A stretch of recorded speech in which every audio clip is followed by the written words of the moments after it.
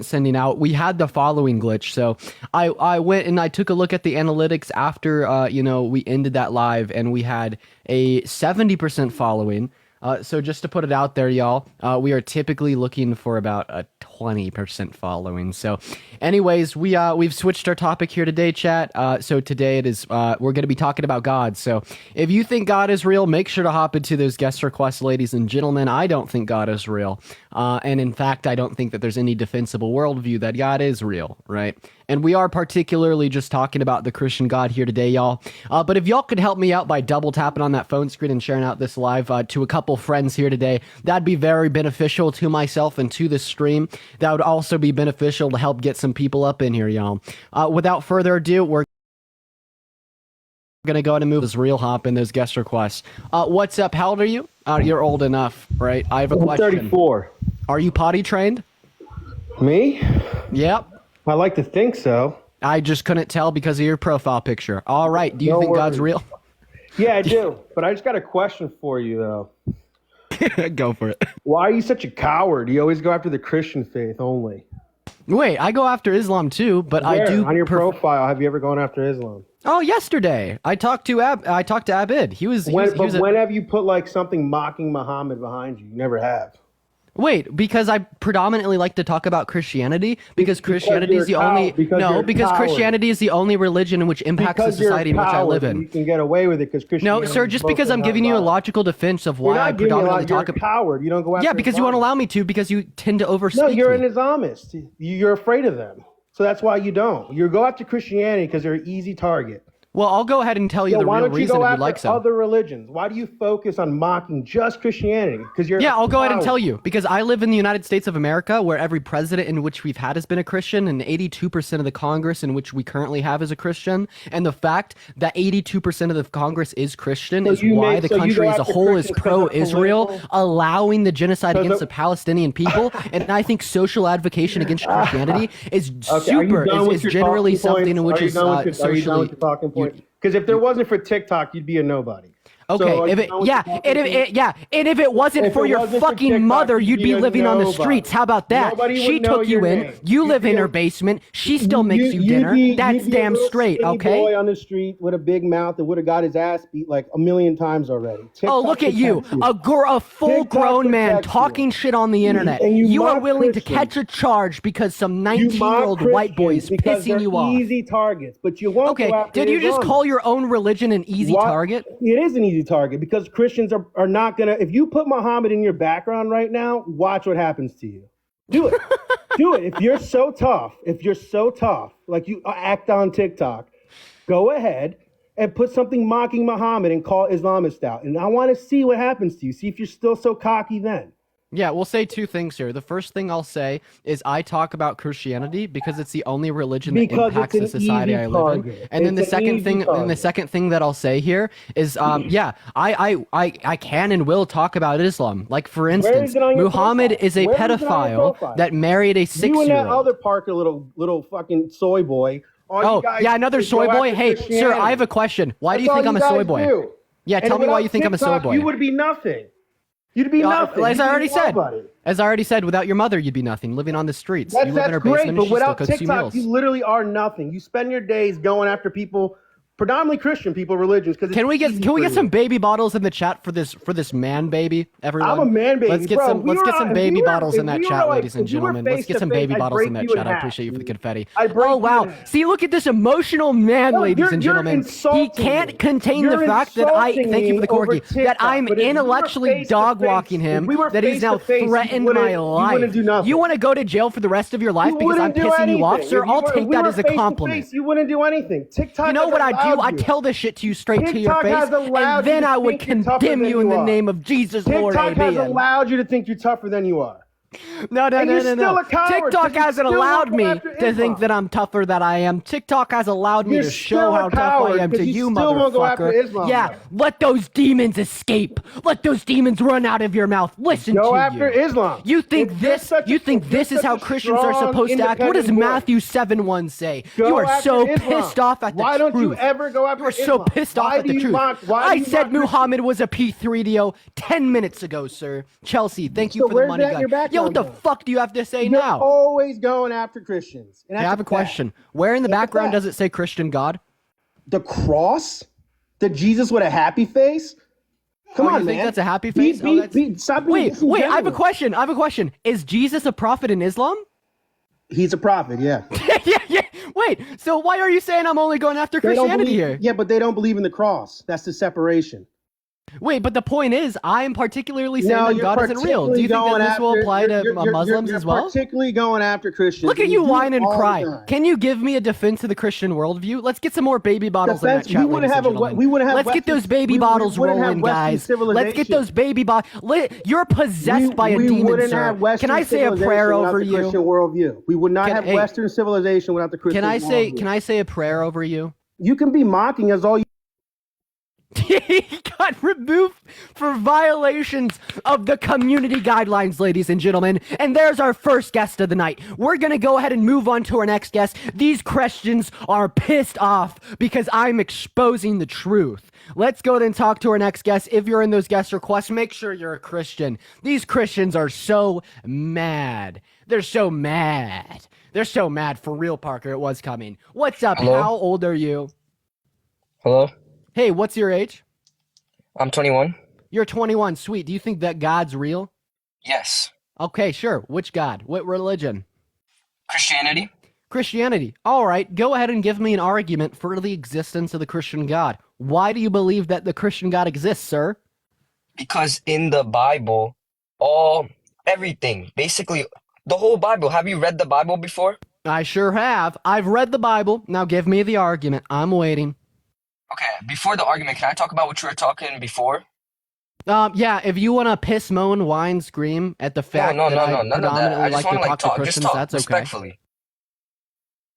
I mean, I would prefer you to give a defense of your God.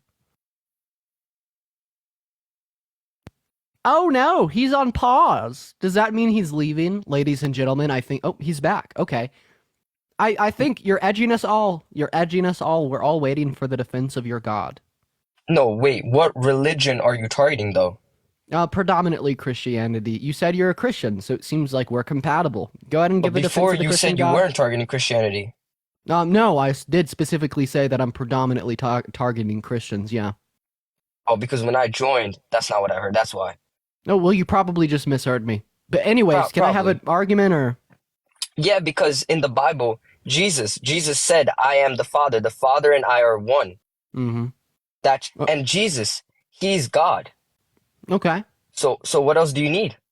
Okay. So in the Quran, Muhammad says he's a prophet that had spiritual experiences with the angel Gabriel that led him to the revelation that Jesus did not die on the cross and did not resurrect. But you have historical fact.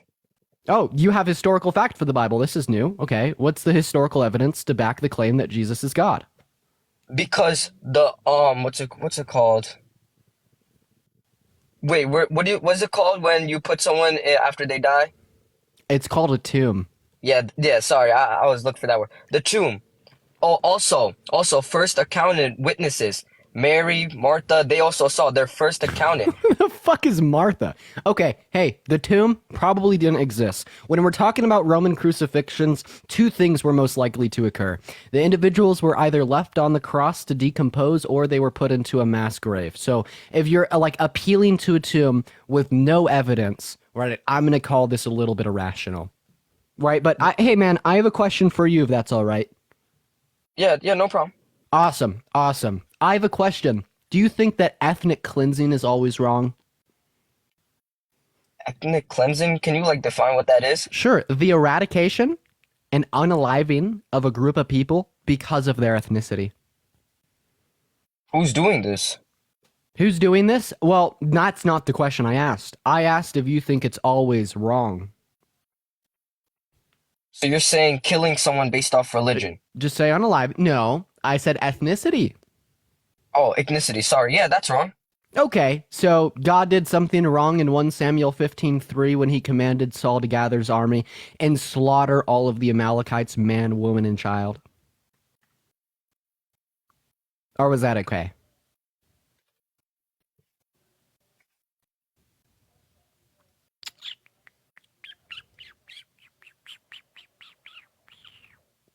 Well, it seems like you don't know. I'll take it away whenever you're ready.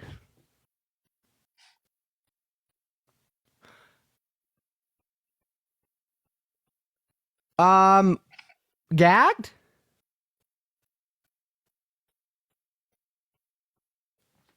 One second. 1 second, ladies and gentlemen. 3 risk-free reasons to come back. Give me a second.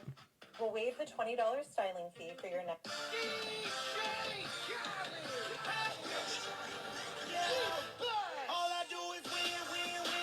I'm trying to think of an answer, man. It's a part of God's plan. That's all I can say. You cannot question God.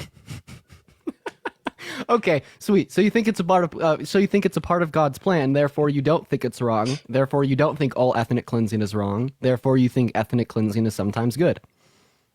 I'm just gonna say it's a part of God's plan, and you cannot question God. Okay, so if God asked you to unalive an infant, would you do it because it's a part of God's plan and you can't God question wouldn't him? ask me to unalive an infant.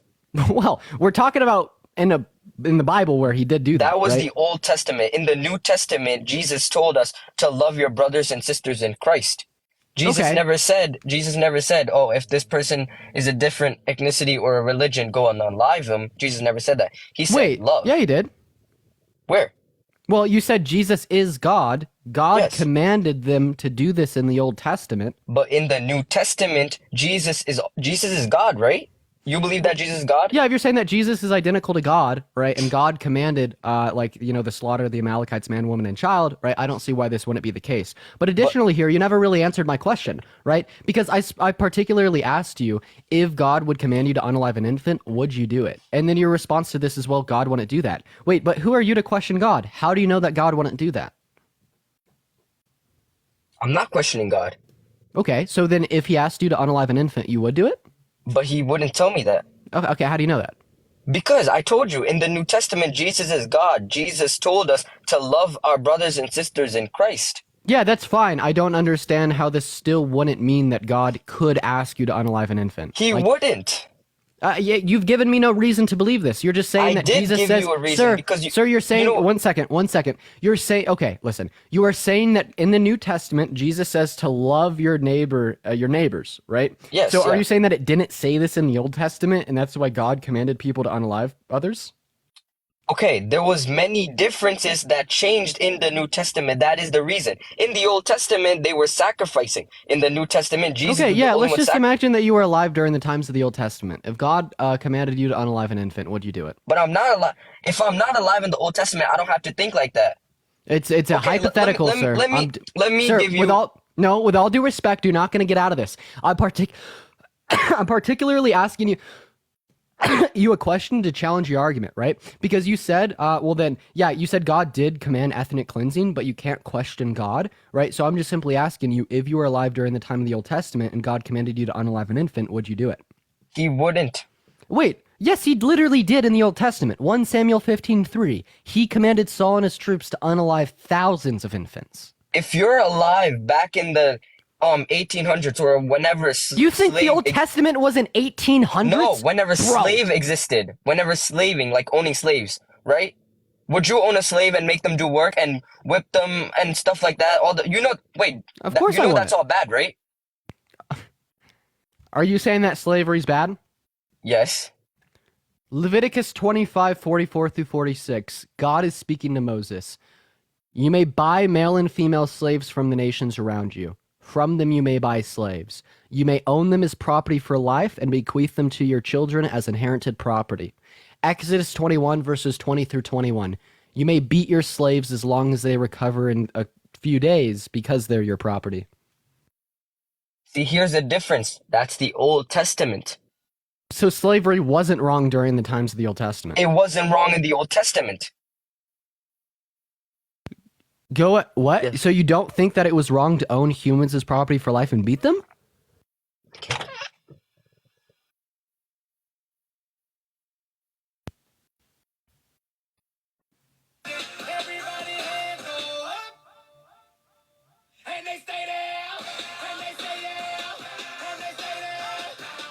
Okay, I'm back.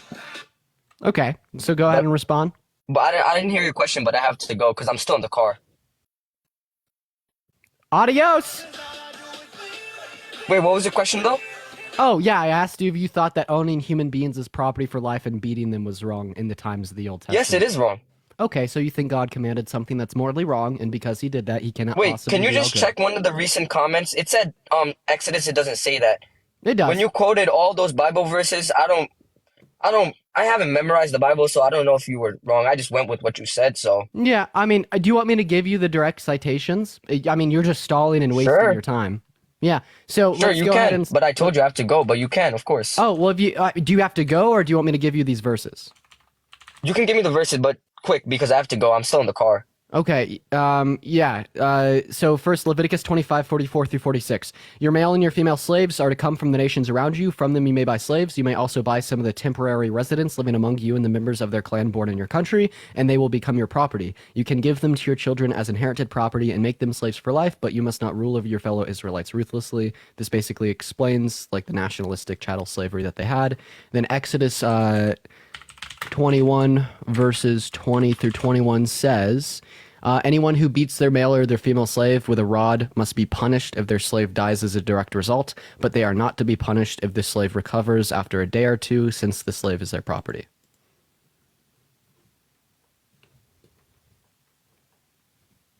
Good to know. All right, well, have a good rest of your day, man. You too, thank you. Of course, we're going to move on to our next guest here, chat. If we are in those guest requests, make sure we do think that good's real. We're good. God. We're going to move on to our next guest here, ladies and gentlemen. If you're enjoying the content, make sure to hit that follow button. Hello, Xavier. I walked out the door, but I didn't walk that way. I still looked on the side. Xavier was driving and on the phone doing all these things at once, so we're just going to go ahead and move on to our next guest here, guys.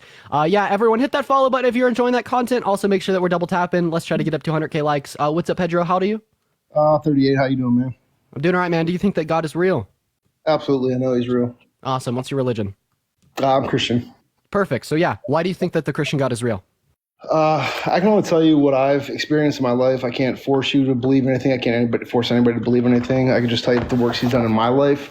Can I cut you off there? I don't care about anecdotes. I'm trying to be respectful here. It's not an anecdote. I could have a Muslim come up and tell me the works. For the proof. You're asking for proof. I'm giving you proof of my experience. My experience. Not your experience, my experience. So you asked me to prove that God is real. I'm telling you why I think he's real. So if that doesn't work for you, then that's fine. I understand that. I get Yeah, that. so the only issue with like using like your experiences to prove that a God exists is that I find that to be an incredibly weak and unreliable evidentiary standard, right? Because I could ask a Muslim for their experience to prove that like the Islamic God is real, and they'd give me some. The same thing would go for like a Hindu or a Buddhist or like a follower of the Norse pagan religion. So, I mean, do you have any like more credible forms of evidence for the existence of the Christian God? So with Christianity, every other religion in this world serves a God that is dead. We serve a God that is living. So let me ask you this question. Let me turn the tables and ask you a question. Prove to me why God isn't real. I mean, sure. I think that you are just kind of bypassing giving me any reason to believe that the Christian God is real when you say that. No. But we could go ahead and do that. Okay. So, let's just start off with this issue, right? So I think it would follow if we had an all good God that he'd put us in the best possible version of reality. Do you think that heaven is more preferable than earth? No, but without good, there's no evil, or without evil, there's no good. So if everything was good, we wouldn't be in the world today. So you just disproved yourself. So When God existed alone, was there good? when God existed alone, was there good? God is good. So there was good. Was there evil? Absolutely there was evil, because Satan fell from heaven, was cast out of heaven, and sent to hell. Yes, so that always was. So Satan's always existed? I thought that God created Satan. Satan is one of God's angels that was fallen from heaven. Yes. Yeah, but I'm saying when God existed alone, before he created anything. Here's the semantics, right? So you're so focused on different logistics and some semantics of the Bible. What it boils down to is what happens at the cross. You can't defute the fact that Pedro, before we move on to the cross, could we please Quit follow up this interrupting train me. of You thought? asked me a question. Quit interrupting me, okay? No, Pedro, the reason that I'm interrupting you is because I'd like to finish off this train of thought before we move on to the next topic at hand. Because you cut people off on their thoughts just when they're breaking ground. And No, Pedro, the reason that I'm interrupting... You did it again. Pedro, the reason that I'm interrupting you is because you said that good can't exist without evil, And I'm saying that that is false because at one point God would have existed alone, and God is good, right? Which would imply that that good existed without evil. I was speaking carnally as far as this world is concerned, and on the earth, carnal. You know, carnal flesh is carnal. Okay, is. so why can't good exist without evil on the earth? What's that? Why can't good exist without evil on the earth? Listen, you take the presence of God away from this earth, and you see the chaos that ensues. Yeah, why did God take his presence away? Because the sinful nature of man. What do you mean? And why did he create man with a sinful nature? Because it's called free will. Okay, wait, does God have free will? He's omnipresent, omniscient. Absolutely has free will. Does God have a sinful nature? No, absolutely not. So free will is compatible with not having a sinful nature. Say that again.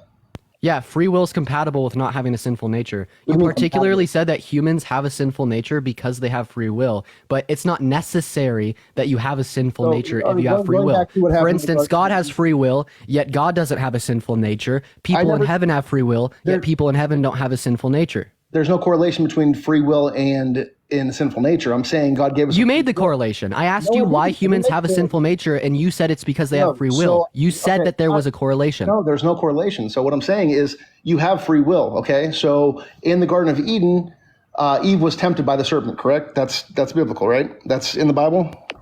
Yeah. So that serpent led Eve to a sinful nature because he himself was Satan. Okay, so once that happened, God took his presence. He removed himself from the Garden of Eden and left man over to their own free will, right?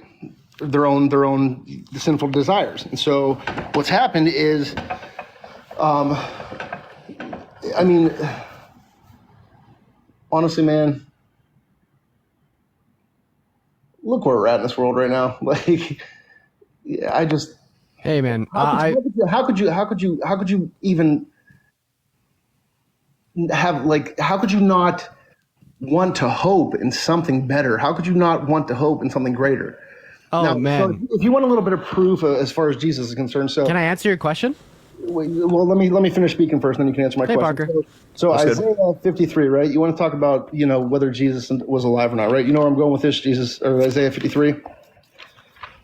No. Okay, so Isaiah 53 was written 700 years prior to Jesus' crucifixion, correct? Right? Well, not correct because you don't know it, obviously. But what it says is, I'm going to read this, okay? Cut me off if you want. That's fine. It's your show. Who has believed our message, and whom to the arm of the Lord has been revealed? For he grew up before him like a tender shoot, and like a root out of parched ground. He has no stately form or majesty that we should look upon him. No appearance that we should be attracted to him. He was despised and forsaken by men, a man of sorrows and acquainted with grief. And like a from whom men hide their faces, he was despised, and we did not esteem him. Surely our griefs he himself bore, and our sorrows he carried. Yet we ourselves esteemed him stricken, smitten of God, and afflicted. But he was pierced through our transgressions. He was crushed for our iniquities. He was chastening for our well-being fell upon him. And by his scourging we are healed. So this basically depicts what happened at the cross, the crucifixion. Not only that, but I can't understand, or I can't think. Okay, so you have these men of the Bible that died brutal deaths, right, in the name of Christ, okay? They were skinned alive. They were hung upside down. Peter was hung upside down because he didn't want to die the same death that his Savior did. Paul the Apostle was he murdered. Lindsay, thank you for the galaxy. He murdered Christians, right? Do you think people would die like this for religions today? Absolutely Aaron, not. thank you for the subscription. Absolutely. No, you don't think people would? You don't think there's a single Muslim in the world that would die for their religion like this? Oh, absolutely they would. Well, I don't Oh, know they about- would? So, I don't- why would you put it past other types of religious people, even without the context of evidence? Because, again, people today who believe in Islam, who might not have evidence, would still die for their religion. Absolutely. 9/11. I get it. Listen, so the way that they died, I don't know. I honestly don't know. Maybe they would, maybe they won't. I cannot judge somebody's heart. I couldn't tell whether somebody would do something or not. All I know was what I know. Okay, I can't speak to that, but I do know I serve a living God, and I will continue to do so. And you know what? The beauty about it is Can I just ask you a question, then? Let me finish talking. You've been talking a lot. We haven't been able to speak. That's fine. Let me finish my sentence. Every person in this feed, every person on this will have the ability to serve whatever God they want to serve, and that is completely fine because the God I serve allows people to do that. The God that Islam Muslims serve. Go ahead, Parker. Yeah, so like again, I would just like ask you like a more specific question, right? If you're gonna try to make a distinction between the two, right, you'd have to use like evidence or something like that. It seemed like he was about to do that, so I think we should just let him real quick. Okay. Because he was actually getting to a point where I might have been able to follow that real quick. There you go, Pedro. Were you like giving a distinction between Christianity and Islam there? Yeah, well, I don't know at what point he turned my mic off, so I don't know where I was. Yeah, you were giving like a distinction between Christianity and Islam as to why you think that one would be correct and the other one is false. No, I wasn't saying one was right or one was false. What I was saying was that everybody was given the opportunity to serve whatever God they want. I was saying that. Okay, well, what if I said that I wanted to believe in this God that wants all Christians dead? Is that justified for me to believe in that? Well, I would not come alongside that. Obviously, I wouldn't. Would that be an okay belief to have? I would pray for you and wonder why you serve that God. Well, I mean, but no, is that okay for me to believe in? Right? Would you see any issues in that? Is it okay as far as what's concerned? Like, do you think that's a good enough standard just because I want to believe in this God that wants Christians dead or in prison or something like that? On whose moral compass? On its own moral compass of its own God. Well, yeah, I wouldn't. So no, absolutely not. I wouldn't agree to that. You wouldn't want them to believe in that, right? And you would say that they're not justified in believing that. So how is it any different than your view? In terms of justification. I'm not trying to force my religion on anybody, right? I'm not trying to do that. And I know that's why Christianity gets a bad rep. Do you vote? Do I what? Do you vote? Absolutely, I vote. Do you vote on your values? Like on like things that you care about because of your religion? Absolutely, 100% I do. Okay, so it is influenced by religion. Well, so at the same. So you do push your religion upon other people. You just didn't do so like overtly. At the same token, what makes my views different from somebody that is pro-abortion? It's two different schools. Yours of are thought. predicated on religion. So and the other is predicated on what? The fact that they think that an infant Their desires. Inside of, Yeah. Exactly. Okay. So what makes one better than the other? Well, we would say that one is predicated off of something that isn't delusional. Okay, so that's on that side. That's still that side of thinking. That's still that school of thought. So there's two different schools of thought here, right? So you have that school of thought that thinks it's okay to abort a child, and you have one school of thought that's not. So your religion is that, right? So or that school of thought is that religion. I mean, well, no, basically the distinction is that I believe that there's like ample justification that exists for, like the pro-choice, like worldview, right? But then if you were to like vote for pro-life legislation on the basis of the religion, I'm going to say that ample justification doesn't exist there, right? But by whose standards is ample justification? You know what I'm saying? Like it's yeah, just like what is in or out of accordance with, say, like the classical laws of logic. Like, Groupthink. I think that, what's that? groupthink. Say that groupthink? No, not groupthink. No, classical laws of logic is not groupthink. Essentially, it is. How No. so? So you have an entire so there are two different, like I said, there's two different schools of thought. So it boils down to what do you want to align yourself with? So What do you think the classical laws of logic are? do you have the right to vote for pro-choice candidates when you go to the ballot box? Pedro, what do you think the classical laws of logic are? Do you? Honestly, I don't know. But do you have Okay, the right, then you can't just call them groupthink. okay? Do you have What are you doing there? okay? Do you have the right to? No, Pedro, we can't just pivot off this point. I've tried to bring up so many arguments against you, and every single time I have, you've pivoted away from it Right, and just so- not responded. so So the you- classical laws of logic are going to be the law of non-contradiction, the law of identity, and the law of excluded middle, right? All And fine. basically, what I'm saying that like maybe Christian beliefs are or fall outside of these things is because I think that the Trinity is inherently contradictory, and I think if you hold any like non-absurd worldview. That would also be contradictory with the nature of like a Christian God, right? So that's why I'm saying that the God would fall outside of the classical laws of logic. Right. And so logic. So when you're thinking of logic, you're thinking of like again a carnal mind. You can't think like that. Like there's things that. So you just don't accept these types of conversations. So what would be the point of having this type of conversation if you don't accept it? And how could you even accept revelations from God, right? Or experiences from humans, because those would be subject to the same carnal mind that you're referencing. So I can't accept it just as you guys can't accept Christianity. So we can go back and forth all day long. Okay, well then you never accepted the fact that Jesus existed, or that Jesus died on the cross, or rose from the dead, 100% I did. because those are all related to human perception. They require human perception to grant those things to be true. Right. Like, for instance, could God create a rock that's too heavy for him to lift? What? No. I mean, why would he Why do can't that? why can't God create a rock that's too heavy for him to lift? I don't know. Why would he? I mean, that's a non-starter. Why would he do that? And who cares? We're not talking about what God would do. We're talking about what God can do. Well, no, what we're talking about is if God is real or not. And so, I mean, you've Okay, given... once again, another pivot. Stop it. Answer my question. There's no- Can't Why would a God- perfect God create? What you said? Damn. Why would a perfect and self-sustaining God create? Why would he create? I don't know. Our thoughts are not his thoughts, so I couldn't tell you what he would do. I could not. And that's Well, what I would say is that there'd be no reason to, because a perfect self-sustaining existence is the best state you could be in. Do you disagree with that? Say that again? A perfect state of existence, right, is the best state you could be in. So again, you're thinking from a very selfish standpoint. I can't wrap my head around that. Like, What do you mean when you say perfect? You just said that. I was repeating what you said. We're asking you what you mean when you say perfect. Can you define that word for us? He just said perfect. I was repeating what he said. Okay, so once again, can you define the word perfect for us?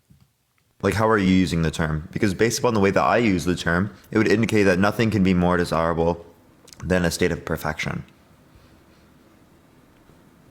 So, Right. Do Like, you for believe our instance, world we're in is imperfect? what'd you say? Do you think the world we're in right now is imperfect? Absolutely not. No, we're in a perfect world. Oh, I thought you said perfect. No, absolutely. It is. We're in an imperfect world. Are imperfect worlds better or worse than perfect worlds? We're imperfect worlds, better, perfect, worse than. So, was there ever a perfect world? I don't understand. once again, you're not answering. Well, I don't understand the question. What do you mean a perfect world? These are all hypotheticals. guys. Listen, They're all- we'll look at it this way. So just imagine. Is heaven perfect? Absolutely. Okay, so you know what a perfect world is. All right, we live in an imperfect world, right? Yeah, what's better, heaven or earth? Heaven, 100%. So perfection is better than imperfection. Yeah. And so again, if God is perfect prior to creating, why would he have any reason to move from that? Because if he went to a state in which is imperfect later on, that would be less desirable to him. He wouldn't choose to go from a perfect state to an imperfect state, because we already acknowledged that imperfect states are less desirable than perfect states. But who went to a perfect state? Huh? What do you mean he went to a perfect state? Or imperfect state? We exist in a state that is imperfect, right? Yeah, so God went from a perfect state, aka Him existing alone, existing to God alone. plus creation, which is imperfect. right. So God preferred imperfection over perfection, Right, like what we which is talked- just contradictory to how we understand perfection, right? Right, but what we talked about before is we were the world was perfect before the Garden of Eden. I don't Right. think so. So would you say Well, that God created humanity perfect, but then humanity became imperfect when they fell into sin? 100%. Okay, so here's my issue with that. Would God still be perfect if he had the potentiality to do evil things? What do you mean? If God had the potential to do bad, evil, imperfect things, would God still be perfect? I don't know. I mean, You don't know? How can I answer that? How could you, wait, you don't know if God would be perfect? No. I mean, what do you mean? Here, let me just ask him this way. God- Which God- would be more desirable? A state that is always going to be perfect, right? Or a state that is perfect but might possibly become imperfect? Well, certainly. Will certainly. You could say become certainly will become imperfect. Right. A state that's always perfect, I guess. I don't know. Exactly. So God wouldn't choose to create because he would desire that less than if he did not create. Okay. So where are we going with this? That just God means your wouldn't God choose had to no create. reason to create. God so your would God God doesn't wouldn't have exist. created us if he existed in this way. Yeah, so the That tells us Christian we don't have God, a perfect God. the Christian God doesn't exist if creation exists. That's essentially what we're saying here. Creation exists, therefore the Christian God doesn't. That doesn't make any sense on my part, but that's fine. Wait, we've shown you how that is the case, right? Because That's fine. like the Christian God would find it more desirable to not create because states of perfection are better than states of imperfection. Yeah, that's fine. So God existing well, alone is better than God existing with creation. Yeah, I'm not going to sit here and cast my pearls, but I appreciate talking to you guys. I appreciate you guys sparking up conversation. So, on that note, hey, thanks for letting me join your live. You guys have a good one, and good luck with everything. Cast your pearls. Think of the galaxy. I appreciate it, man. What does that even mean? Yeah, what does that mean, Pedro? He left, bro. Let's get some baby bottles in the chat for whatever the fuck that means, ladies and gentlemen. Alrighty, we're gonna go to move on to our next guest here. Let's go to get TaylorMade 6 up here, ladies and gentlemen. Very interesting. Very interesting. Yeah, that was an interesting Yo. convo. What's up, Taylor? How old are you? Can y'all hear me? Sure can. What is your age, man? I got bad connection. I'll rejoin. All I'll right. rejoin. I got bad connection. Moving on to our next guest here, ladies and gentlemen. We have so many fucking guest requests right now. This is crazy. Oh my god. Do you want to debate moderate case? I've debated him a million times. I mean, if he wants to, sure. I mean, I see him in there. If you've debated him a million times, I guess we'll go ahead and move on to another person. We'll go ahead and get Jackson up here. Ladies and gentlemen, if we're in those guest requests, make sure that we do think God is real. We are just looking for some debates here today, ladies and gentlemen. What's up, Jackson? How old are you? Hello. Hey, how old are you? 29. Perfect. Moon, thank you for the money gun. Do you think that God's real? Yes. Okay, yeah, why so? Well, first of all, what's your religion? I'm a follower of the way. Okay, What the fuck is the way? the fuck is that?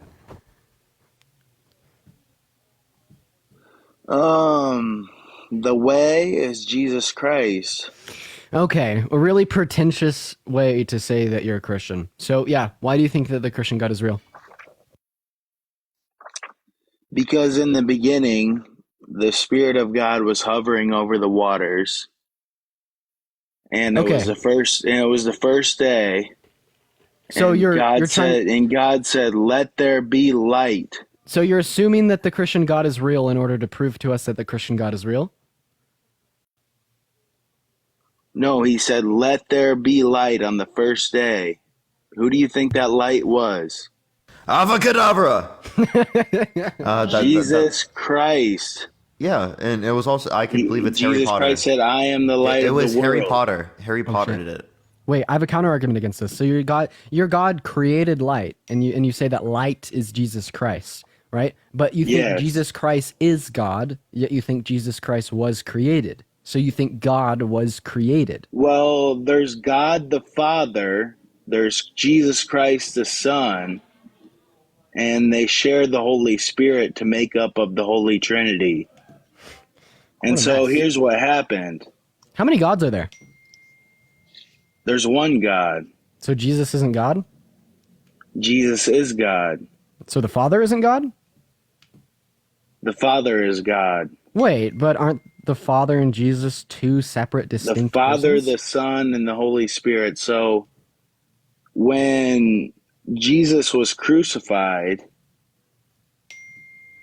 Sorry. Jesus was revealed as God's Son in his baptism in water and by shedding his blood on the cross. Wait, but you said Not that Jesus by- was created and Jesus was God, so God was created. You just got to hear me out. You got to have some patience. Oh, good Lord. Jesus was revealed as God's Son by his baptism in water and by shedding his blood on the cross. Not by water only, but by water and blood. And the Spirit, who is truth, confirms it with his testimony. You fucking So with we this have- lore?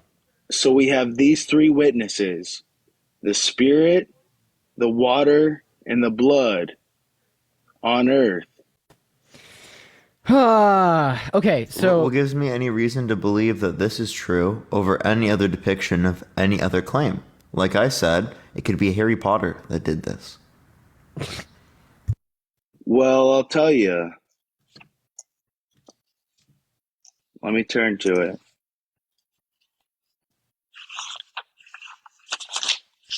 Are you just going to read me a Bible verse? Long ago, God spoke many times and in many ways to our ancestors.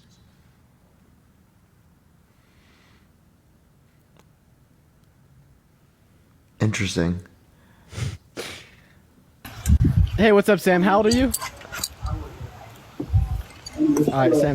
We're gonna go and move on to our next guest. Yo, these guests are interesting today. Yo, you're always getting like the good guests. You're always getting the good ones. I always get the interesting ones. I blame you. Can we get an LD in the comment section? dude, my guests are always so interesting, chat. Hey, what's up? How old are you? What's going on, man? I'm 25. Perfect. Do you think that God is real? Of course I do. Sweet. What's your religion? I'm a Christian, but I don't really I feel like that's not really Happy, thank you for the handouts. So yeah, well, we are particularly talking about the Christian God here. So yeah, why do you think that the Christian God exists? I think my big thing is like creation. I don't really think that you can, end up with logical human beings like me, like you, who can think and do all this without a God, I guess, essentially. Really, I'd actually say that we want to be able to end up with logical human beings and creation as a whole under the Christian worldview. But I think Parker had something to add. Yeah, I mean, if you're just saying any other type of God, that's different than Christianity. Yeah, I mean, I think like Big Bang, like even when you go back to like the singularity of all that stuff. Like, Yeah, let's say you think it's a God. That doesn't mean it's involved in this world. Doesn't mean it's perfect. You can be a deist. I mean, I guess so, but I think the point though is that there has to be a God in the equation for it all to make sense, though. There doesn't have to be, but even if you accept that, that doesn't entail that it's Christianity. That only gets you to deism. Right. So I guess how do you explain the worldview without a God? There's some natural state that led to this existing, but you don't have to have an explanation. Yeah, like we want. No one has an explanation. So I guess that's the thing, though. So there's like two things here. So like first of all, like as we've already prefaced, we're particularly talking about the Christian God, right? But then like just entertaining your point, right? It could have been a deist God, or right, it could have been some naturalistic cause. But like regardless of those things, once again, like how do you specifically know that it was the Christian God? I guess how do you know that it was just some naturalistic cause? I think the big thing is you're kind of just owning. We don't. That's the whole point. That's what I just said. We don't have an explanation. Well, I guess my thing is though that you need an explanation though. No, you don't. Why don't you? Why do I need an explanation of what came prior to the universe? I can say I don't know. I feel like but to me that's the question. I think as humans we're always interested in the world around us. We're always looking and diving into answering more and more questions, and that's a question. You a few thousand years ago would have looked at the waves and been like Poseidon. For real. Do you think that God's perfect? Yeah. Do you think that the world we live in now is perfect? No. No. So do you think that perfection is better than imperfection? Well, when you say the world, do you mean like the world without humans, like just the universe and the structure of everything? No, just everything. All everything that exists. Is it perfect or imperfect? Everything that exists is, I guess humans were imperfect, but I think the world that God created is perfect. The world, okay, were humans created perfect? Yeah. Originally. Yeah, I have a question. If God had like the potential or the ability to do bad things, would God still be perfect? If he had the potential to do bad things, would he be perfect? Mm-hmm. I guess so. I feel like the act of the actual bad thing is more imperfection. So the potential, I would say, that is still perfect. Okay. So Jesus wasn't the only perfect human? Jesus was the only perfect human. Wait, like what act of bad things do fetuses do? Maybe I'm not understanding. I think what I'm trying to say is that the potential to do something bad doesn't make someone imperfect. Yeah. So fetuses have the potential to do something bad, but that doesn't make them imperfect. Fetuses are perfect. No. I think you're correlating this interestingly. Okay, so why are fetuses imperfect? Why are fetuses? Well, that's because so I don't know if I would say, I haven't really thought about a fetus being imperfect, but I would say that a fetus is imperfect because it's going to die. I think perfection in humanity is more than just the ability to do good and bad. Like, let's say we're talking about Christianity. Adam and Eve in the beginning were perfect because they were literally perfect human beings without even the potential to do bad or anything, just because they could live forever. They were perfect human bodies. Wait, Adam and Eve were supposed to live forever in the flesh? Yeah, that was the goal. Oh, really? Yeah, that's it's in Genesis. Okay. Wait, so are you saying that Adam and Eve digress from God's plan? For sure, yeah. Oh, okay. So yeah, I don't think that anything can like occur in which was not intended for by God, right? And I guess I'll go ahead and like run you down this train of thought here. So, like I'd expect an all good God to only allow things to occur in which all things considered should occur, right? Like or like that things that are ultimately good. Like for instance, if we were to have an all evil God, their primary like motivation when they're depicting what they want to allow and not allow would be evilness. Do you think that like an all evil God would allow something that is all things considered good? Like would they allow like a heaven or a blissful afterlife? Would an all evil God allow for something that's good? Maybe. Wait, but then they want to be all evil because they'd be allowing things that are ultimately good. I don't know. I think that your view of God, you put certain limits on it. And I think that's obviously because God is like extremely above us, just the idea of God. And so. Wait, I'm limiting God with logic. Is that fair or unfair? I think that's unfair because I think logic is a dimension restricted to humans. I think the idea of God lives outside even our logic. And so So could God like exist and not exist simultaneously? Could God make atheism true? Could he exist and not exist simultaneously? Can you just reword that? Maybe I'm not.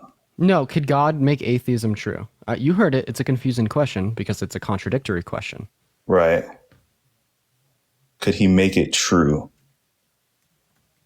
I don't know. I don't know how to answer that. How could God create a rock that's too heavy for him to lift? It just sounds like a logical fallacy. A human couldn't create something that was too heavy for it to lift. No matter who you are, it's just a logical fallacy. Exactly, right? I'm giving you logically contradictory questions. But because you think that God falls outside of logic, you're committed to the view that God could make it true, which is obviously not the case, right? We're going to say that God would have to be bound by the laws of logic. I don't. I see what you're saying, but I mean, I just don't think that that's true because we. So you'd say God's illogical? Say it again. You'd say that God is illogical as he falls outside of logic? Honestly, it sounds kind of crazy, but yeah, I think so. Okay, well then how can I be blamed for not having a belief in him as he's inherently illogical? I don't think you could be blamed for it, but I think there are sent to hell, right? No, I don't really believe in. I know I'm Christian, but I have interesting viewpoints. Wait, why can't I have a question? Why can't God just give us free will, but only make us do good things? Like, why can't just God give us free will, but also determine what we do? That doesn't sound like free will, does it? Wait, why not? You're saying it'd be contradictory for God to give us free will and to determine our actions to only be good. But you said God falls outside of logic. God's not bound by contradictions. God could do everything, right? So God could give us free will and determine us to only do good things, even if it's contradictory, as God is not bound by contradictions. I think that there are obviously better actions than some actions, right? I think you're not responding here. Can God create a squared circle? No. Wait, God can't create a squared circle. Why? I thought he wasn't held by the laws of logic. And the only reason you'd have to say that God couldn't create a squared circle is because a squared circle is illogical. Right. But I think that's still in the bounds of, I feel like to me, that's still such a simple, like logical fallacy.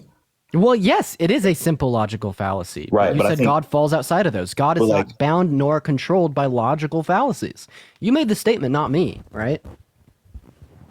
Right. I just don't think that, I don't know. To me, saying that it like a logical nature God would have to either follow this logical nature or this illogical nature. You're still like confining him to these. Yeah, you don't think that God's bound by it. So would you say that God can kill innocent families for no reason at all and still be all good? Yeah.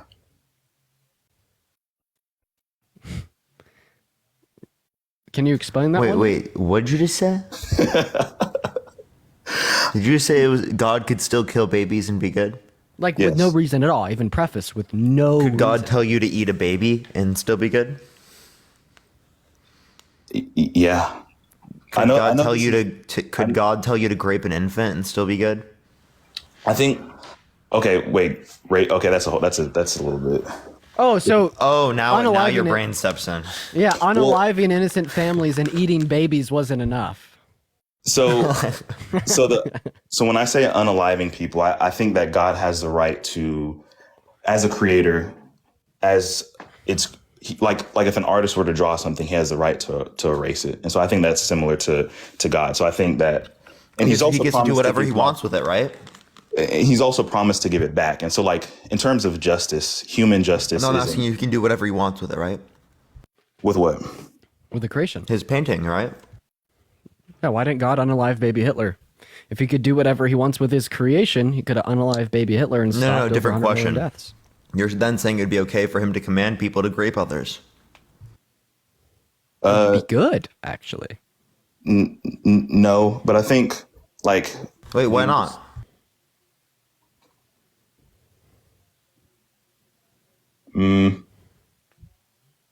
I think God obviously has a moral code, and that's evident, at least from my viewpoint, being in the Bible.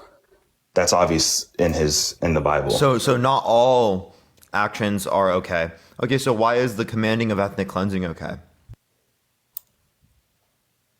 I'm not too familiar with that. I know Dean brought up a scripture, I think in Leviticus earlier, on ethnic cleansing. Was that actual ethnic cleansing?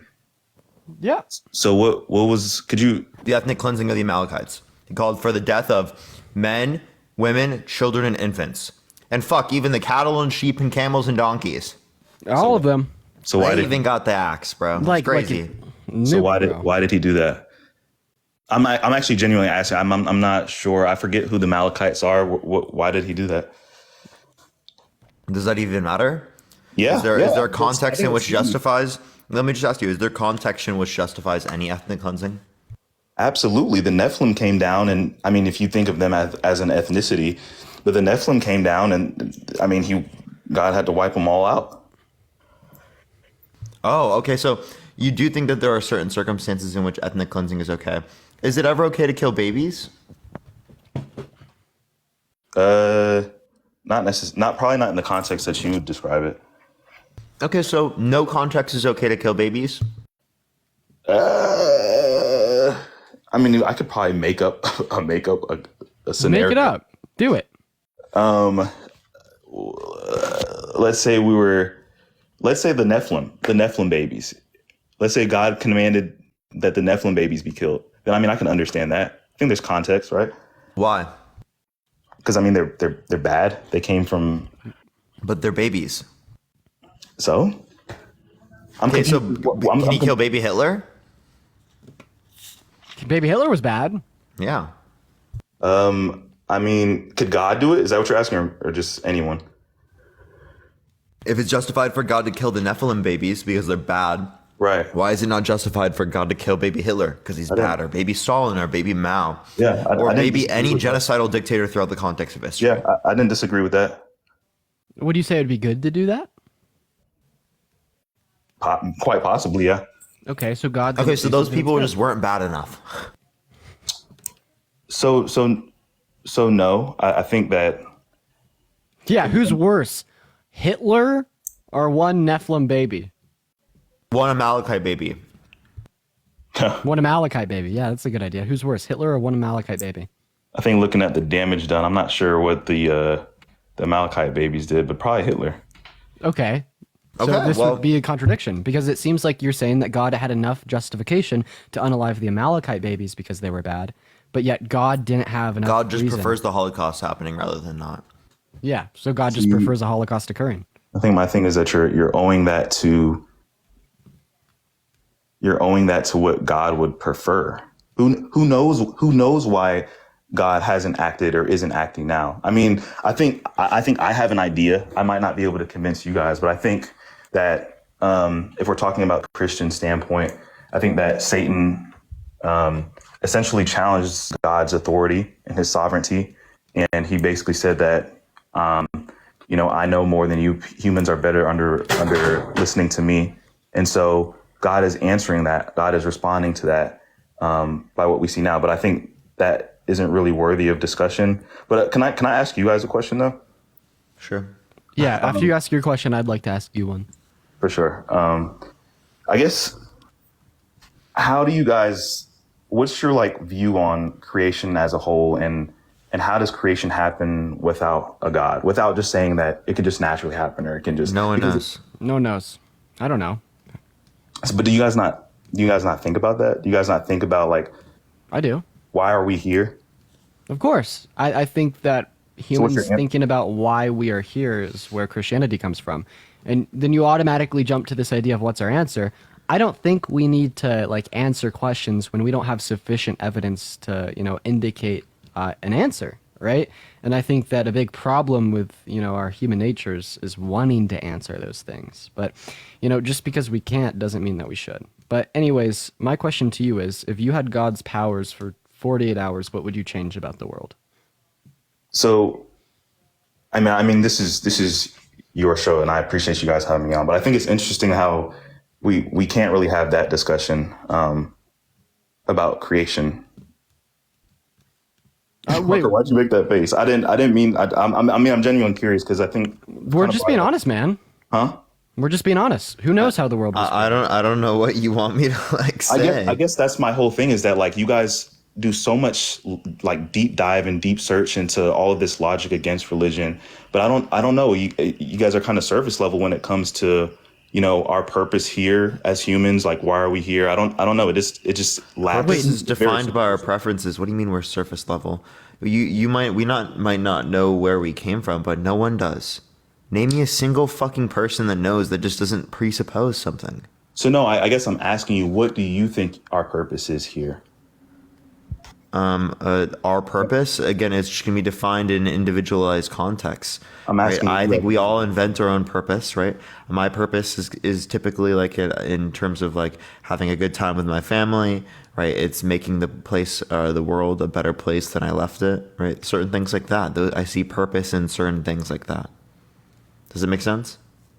I mean, yeah, but it still just doesn't make sense how we come about. This isn't an observed, this is a huge phenomenon. Okay, I don't know how we came about. But I think that's called the big this question. is called the God of the Gaps fallacy, man. So it's for instance, 1500 years ago, one second, 1500 years ago, people thought that, the clouds didn't make sense. So then they just appealed to, Zeus, right? Then people thought that, the waves and the water and the oceans didn't make sense. So they'd appealed to Poseidon. But then obviously, as we've gained more of an understanding upon how those things would work in a naturalistic universe, we've discredited the idea that a god would have caused them. So I don't see how it would be any different in the regard of creation. But, I just simply posit the same critique under theism. In the same way you're saying that creation doesn't make sense under a naturalistic worldview. I don't think that creation makes sense under a theistic one either, right? For instance, perfection is better than imperfection, right? Before God created, he would have existed in a state of perfection. After God created, he would have existed in a state of imperfection, because we live in a fallen world. Why would God want imperfection over perfection? There's still a lot of anxiety about whether God will push eternality. These existential questions exist on theism and on atheism. In fact, they could be a lot worse under theism. And that's kind of the position I take on the issue. A lot worse under theism. I think that's interesting. But I will say, I think it is important for us, just as humans, to consider, this discussion, I think, is very important, in order for us to just think about logically both sides. But why do you think, though, that theism is a worse worldview? Yeah. Yeah. So I wanted to, posit a critique of like some evidential problem of evil, but I like the big reason why I'd say that theism is a worse worldview is because of hell. Like, are you kidding me? hell existing in comparison to hell not existing is worse. I don't think, and again, I'm a subset of Christianity, but I don't really think that hell exists. I don't think that. So you deny the scripture?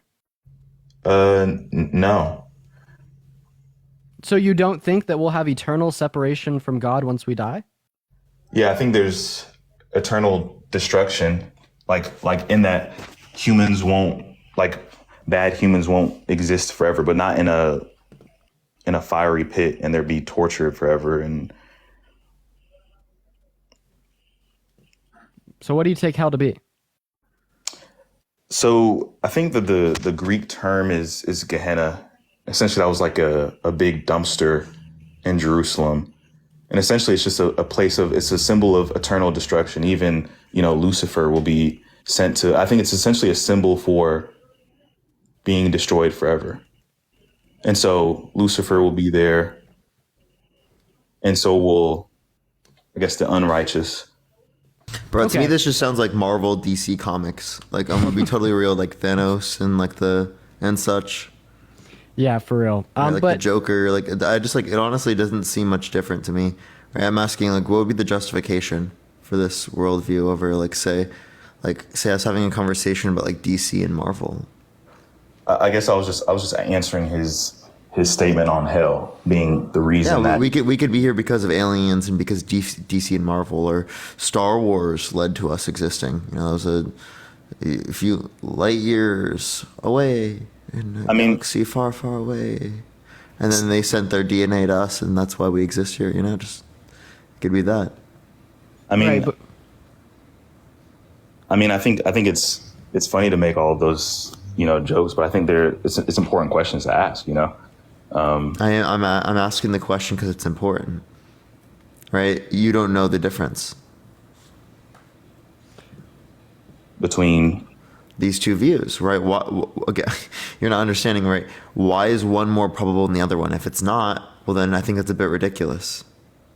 Wouldn't you say? Sorry, I think I was reading the comments. Are you talking about different religious views within Christianity? Am I talking about religious views within Christianity? I'm comparing your view in Christianity towards any other type of view. If it's just predicated off of belief without evidence, well, then any view is just as likely to be true. Hell, right? I could believe you're a cannibal and be justified under that notion. Right, and I think that's why I was kind of steering away from like the whole Christianity viewpoint, because that's a whole different argument. I think just the idea of God in general. All right, sure. Well, I'm going to drop and I'm going to start my live for today, but it was good seeing everyone. Thank you for the galaxy. I appreciate it. Thank you so much, Lindsay. It was good seeing you, Dean. I hope the Parker, live goes well. appreciate you for coming you, up man. for a co-host, man. Have a good rest of the day, Of course, brother. bro. See you later, man. See ya. Yeah, but anyways, guys, there was let's get some W Parkers in that chat, everyone. Let's get some W Parkers in that chat. I always appreciate it when he comes through for a co-host. But yeah, man, there's a question that I wanted to ask you. If you had God's abilities for 24 hours, what would you change about the world we live in? Yeah, that was a good question. I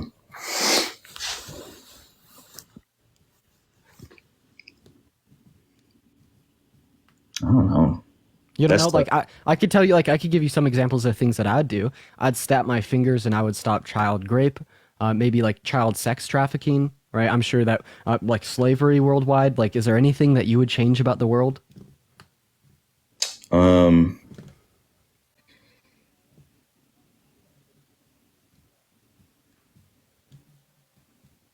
Maybe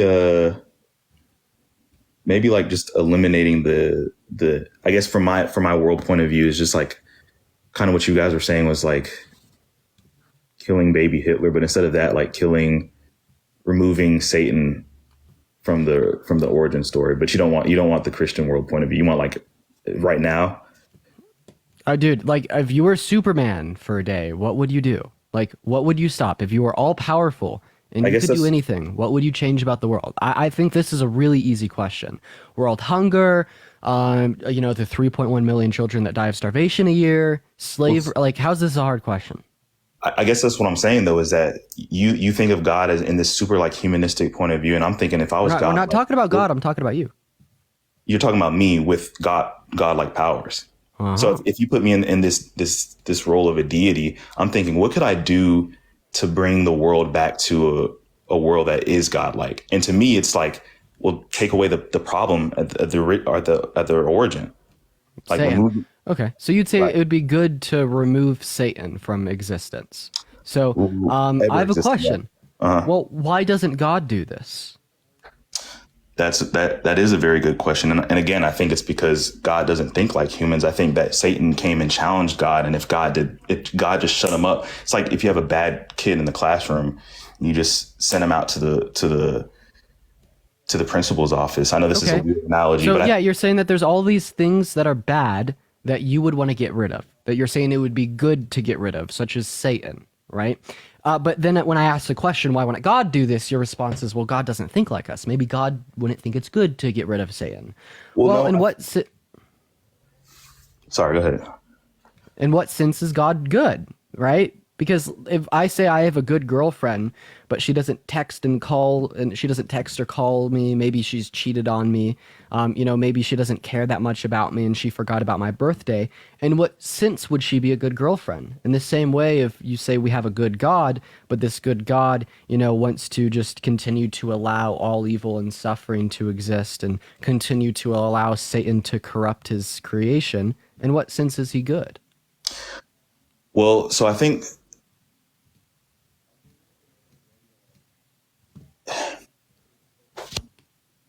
it's bigger than just him because obviously, like in the view of what God is, he has the power to remove that and be quote unquote good in what you're saying. But I think would you say that he should do that?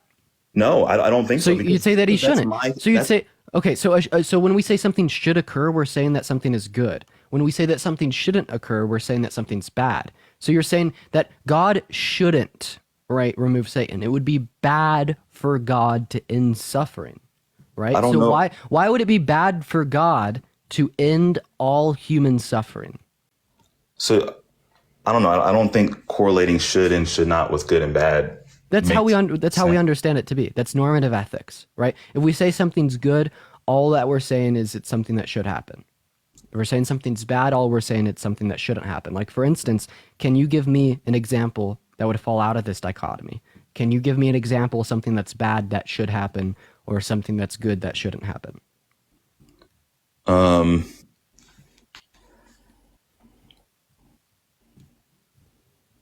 I think when you have multiple parties in play, I think that's why there's so much contradiction in the world. I could give you a specific example. I feel like it's not needed. Like, I feel like politically, that's why there's so much divide. People know things that they think are good that should happen, but another side might think, no, that actually hurts people in a way. And so I think normative ethics is too narrow of a window to try and describe human nature, nonetheless God. So you can't give me an example of something bad that should happen or something good that shouldn't happen. So something's good if it should happen, something's bad if it shouldn't happen. And you're saying that God shouldn't end human suffering. So you're saying it would be bad for God to end human suffering.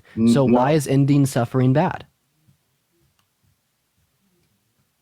So no, I'm trying to get away from this notion that should and should not is not equal to good and bad. Then give me an example that would fall out of that dichotomy. Give me something that you should not do that is good to do.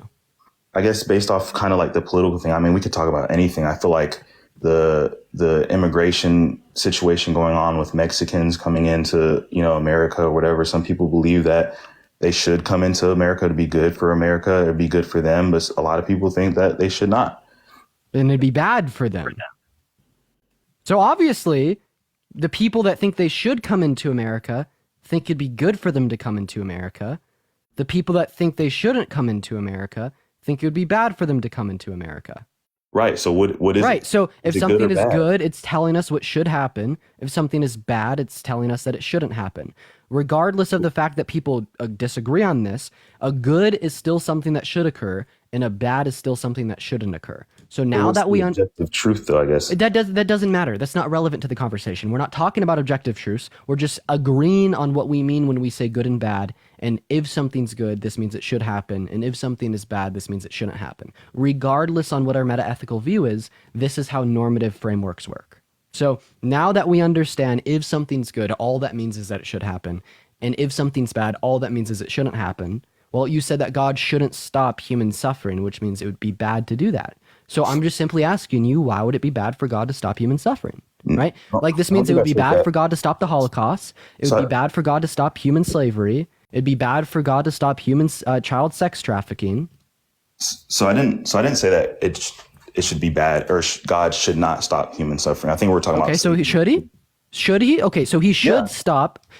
He should stop suffering, but he doesn't stop suffering, so he's doing something bad. No, he hasn't. Yeah, exactly. He should, but he hasn't. He's doing something wrong.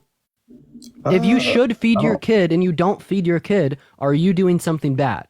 No, if you haven't fed them yet, but you will. It's not like you're starving them. If you starve your kid to death, right? Would you be a good, perfect parent if you let your children starve to death?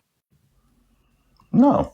Okay, so obviously the fact that we see 3.1 million children starving to death per year worldwide is indicative of God not being perfect nor good, for the pure and simple reason that God could have designed our biological systems to function in such a manner where if we did not eat, we did not die. This wouldn't infringe upon free will, yet it would stop 3.1 million child deaths per year. I think the whole thing, though, is that God works on a totally different time frame, in that from someone that's religious, we believe that he will act. And so that brings the morality back to it. If we believe that he would never act, and then I would agree with you there. So God has God has access to knowledge that we don't have access to, that justifies allowing children to starve for the time being because of some greater good, correct? In simple terms, yes. In simple terms. So that means that these children should starve to death, because if they didn't, the greater good would be forsaken.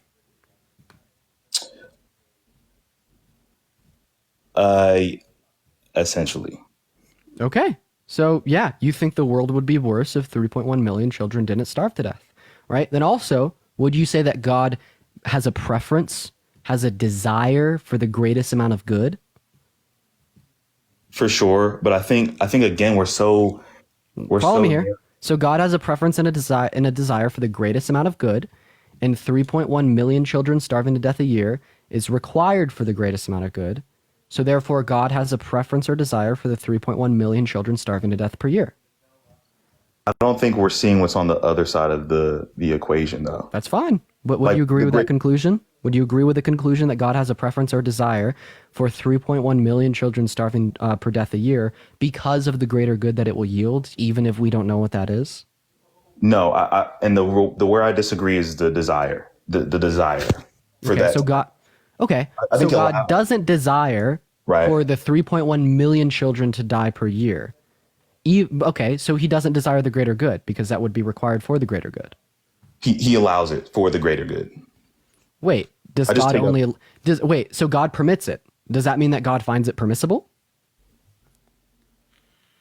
God permits it. I don't know if he finds it. Yeah, I guess so. Yeah. So yeah, in the eyes of God, it's permissible that 3.1 million children starve to death. In fact, they should do that.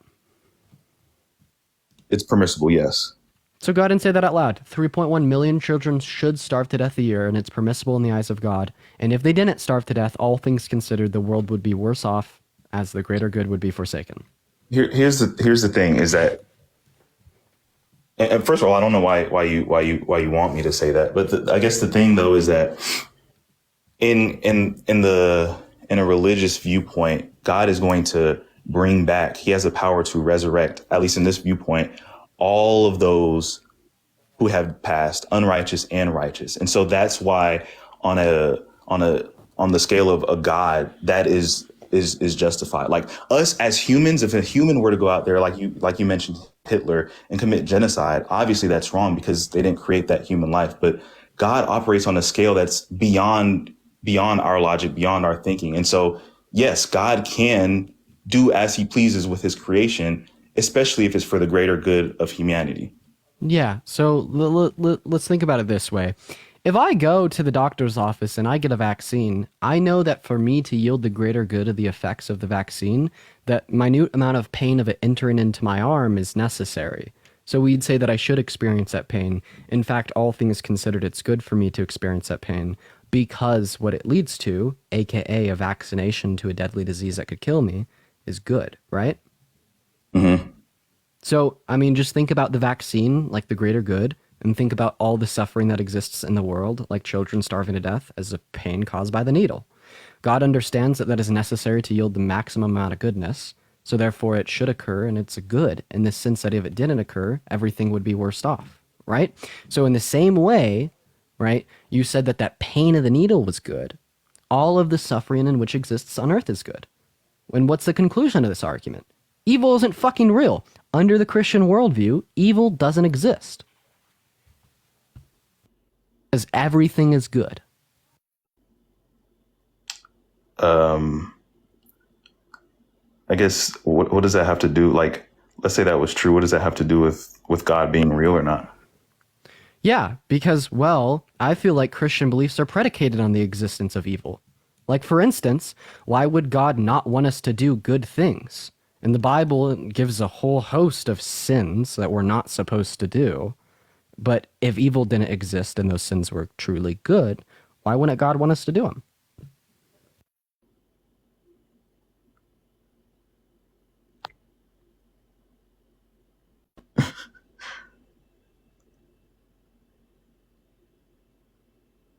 Sorry, I'm reading the comments. I know I'm not supposed to. Can you repeat that last part? Yeah, sure. So we went over how all the evil that exists is necessary to yield the greatest amount of good. Just like the pain of a vaccine entering into my arm is necessary to yield the greater good of the effects of the vaccine. Right. And because that pain was necessary, we'd say it should happen, which means it was good for it to happen because of what it leads to. Do we agree so far?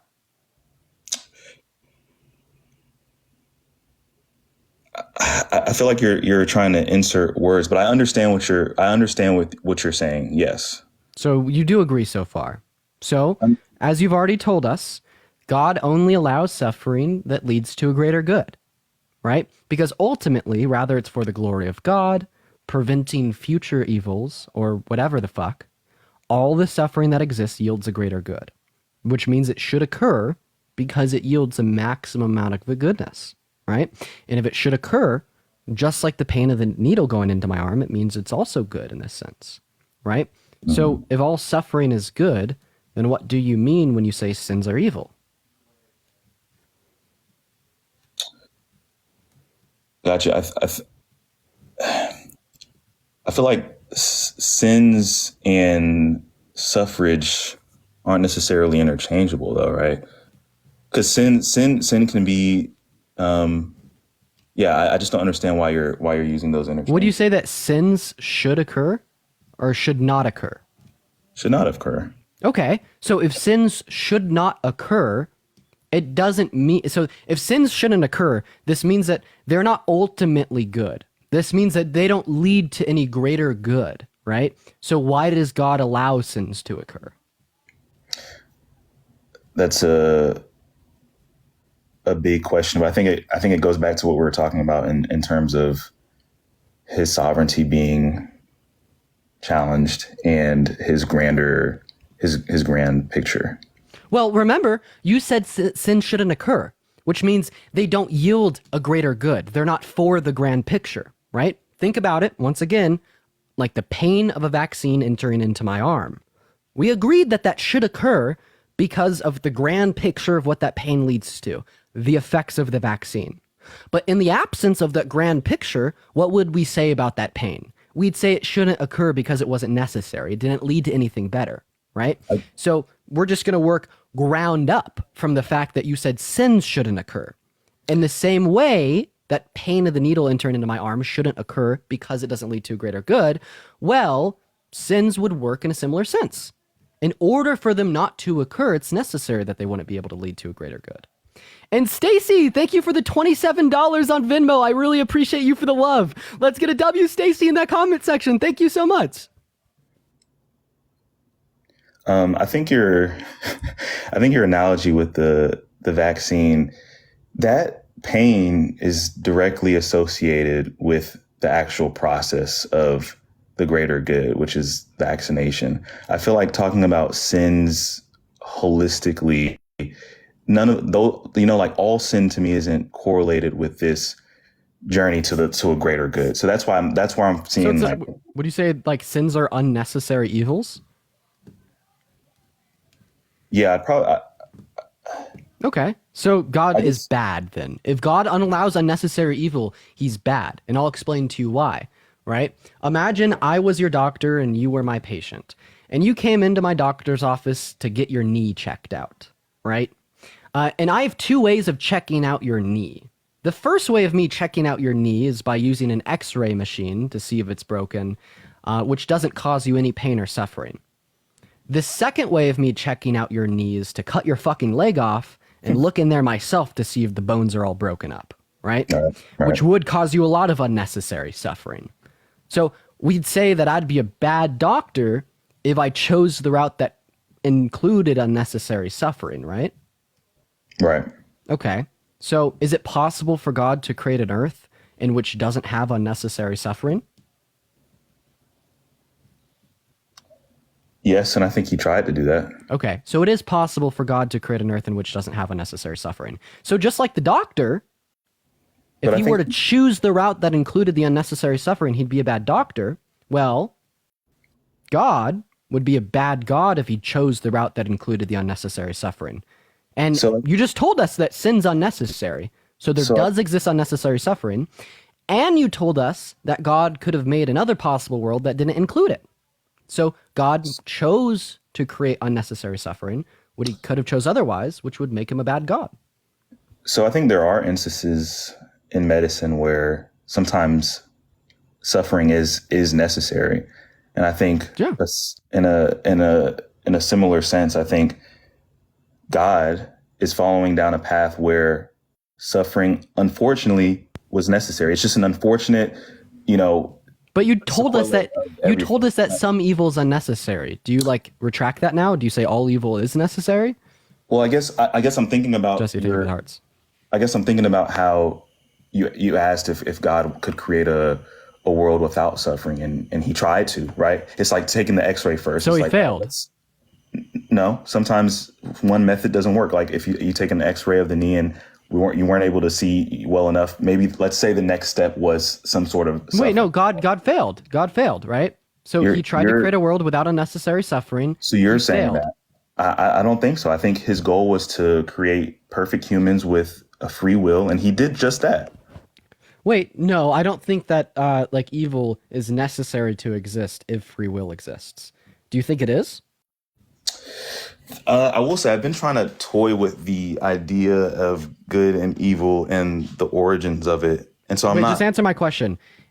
In order for an agent to have free will, is it also necessary that they have to be able to choose to do bad things? I think so. Yeah. Okay, so God doesn't have free will since he can't choose bad things then? No, I think he's just he just always chooses good. Okay, wait, so you're saying God could choose to do bad things but never actually does? Maybe. I'm not sure about that one. Well, if that was the case, then in what sense is he good? Right? Sorry, in what sense is he necessarily good? Because goodness is defined as an essential attribute of God's nature. So Right. in what sense could he choose to do badness? I mean, I think you think that God is bad. Do you not? If the Christian God were to exist, God would be all good. But given the fact that we exist in a reality in which is incompatible with an all good God, I deny the existence of the Christian God. Right. So I guess my thing is like you've answered that for me. So, but no, how so possibly- I asked you a question. In what sense could God choose to do bad things if he's necessarily good? So I think your interpretation of God's plan, essentially allowing suffrage for a greater good, I think is an We're not example. talking about that right now. We're talking about free will. You said in order to have free will, it's necessary that you're able to choose to do bad things. So my assertion was, well, this means that God doesn't have free will because God can't choose to do bad things. Let's just take it from there. Jesse, thank you so much for the $10 on Venmo. I appreciate you for the love. W Jesse in that chat. Thank you. Sorry, what was the last thing you said? You said in order to have free will, it's necessary that you're able to choose bad things. Well, Right. this must mean that God doesn't have free will because God can't choose bad things. Who said he can't? He's He necessarily doesn't. good. Right. I don't think he's forced to be good. I think he just always chooses good. Okay, in what sense can he choose to do bad things? Is there any possible world where God chooses to do something bad?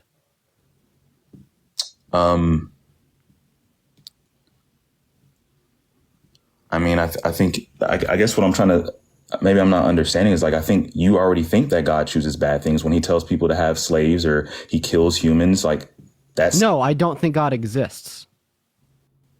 Like, when I see this statement that God said people can own slaves, what I see is an absurdity. Obviously, this God doesn't exist.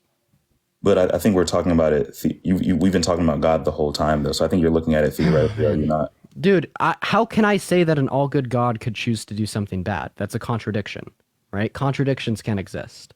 But answer my question here. In what sense can God choose to do something bad? In any possible world, does God choose bad things? No. No, so he can't choose to do bad. So you're trying to say that God has no free will? Well, no, I'm just saying that you have a bad depiction of what free will is. Because if, in order to have free will, you had to be able to choose bad things, well, then no, God wouldn't have free will. This would also apply to the people in heaven. Heaven's described as perfect, a place without sin. People in heaven can't choose to do bad things. Do you want to say that they don't have free will? No, you don't. So it seems like free will, at least in some sense, is compatible with only doing good things. Because you you go say to a- God has free will and people in heaven have free will. So I don't see how this couldn't be true of the people on earth. So it seems like it wasn't necessary for God to create us with the ability to sin. God just preferred to create us with the ability to sin. If you went to a restaurant and you had a menu in front of you, but you always chose the French fries over a side salad or something, do you have Jenny, I appreciate you for the sunglasses. you have the free will? Do you then lose your free will because you've always chosen French fries? Yeah. So if it was logically contradictory for me to choose anything but French fries, if me choosing anything but French fries was a squared circle, then I'd be forced to choose the French fries. But it's not though. You have this menu of options, right? And you always choose French fries. It's not a contradiction for you not to. Oh, wait, so it's not a contradiction for me not to choose French fries. So you're saying it's not a contradiction for God to do bad things. This means that God isn't all good, because it is a contradiction for an all good God to do bad things.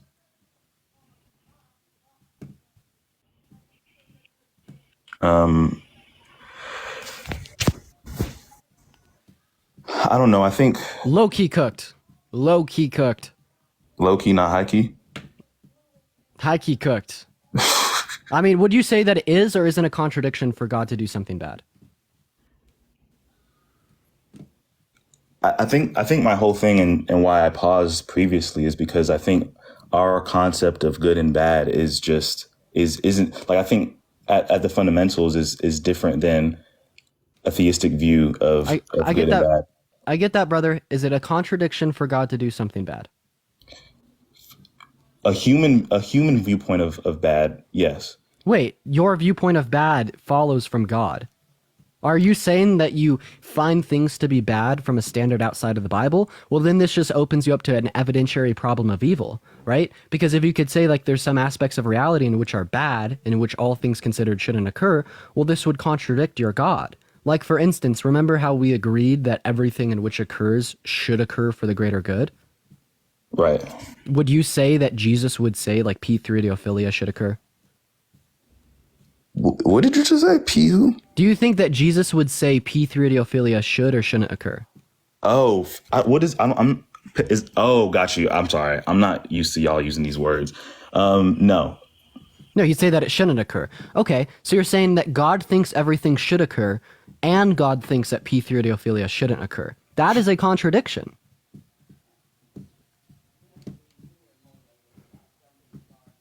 I'm sorry, I'm not quite following. Yeah, so you said everything that happens should occur for the greater good, but yet Jesus would say that p3-ophilia shouldn't occur for the greater good. That's a contradiction, man. Oh, sorry. No. So I think, I think that falls under everything. So, sorry, I didn't understand you the first time. But that word that you just said kind of falls under all of the other suffrage things that we said needs to Okay, occur. so Jesus would say that p3-ophilia should occur.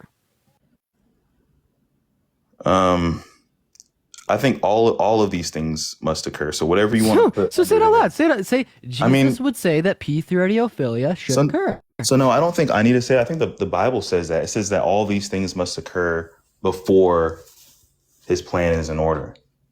So Jesus would say that p3-ophilia should occur. Jesus would say that the Holocaust should occur. Jesus would say that emancipation era slavery should occur. Jesus would say that child rape should occur. In what sense is Jesus a good guy then? Because I think I'm a good guy because I'd say all those things shouldn't occur. I mean, I think I just thought about this example. Let's say that slavery is bad, right? And that death is also bad, right? But in order for us to get into a world where Black people were no longer slaves and had equal human rights, we had to kill someone. Let's say it was Martin Luther King Jr.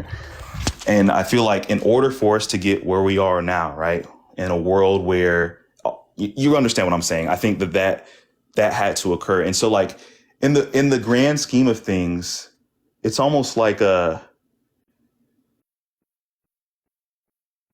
I'm not going to use that argument. But yeah, I'll just say that in the grand scheme of things, yes, certain things are necessary to happen. And I think when you bring a deity into it, it complicates it a little bit more, but it also justifies the thing that we called wrong. And the example, I would say the death is what we called wrong. But when you bring a deity into it, you allow the morality of it changes.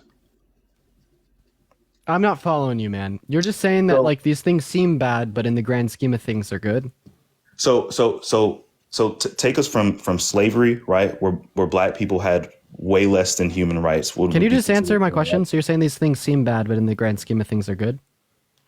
I was just going to re-explain it to you. I don't think you understood it, but could you sum it up in like a sentence, like conceptually? In a sentence, yeah, I guess, yeah. So I guess I would say in the grand scheme of things, some things seem bad, but they're good. But especially when you bring a deity into it, what is bad, it changes the morality of it. What's bad is yeah. So yeah, scheme. Yeah. I feel you, man. I feel you. So that's fine. That's the only way to hold a consistent worldview under Christianity. You're getting somewhere. But the only issue with that is, well, you're just saying that we're all delusional when we say that slavery is wrong. We're all like fucking just and not acquainted with the truth when we say that the Holocaust shouldn't have occurred. Like, do you understand how crazy those statements are? And then, yeah, you're just saying that it was actually good. It should have happened. Like, you know, because of the greater good, because of the greater good.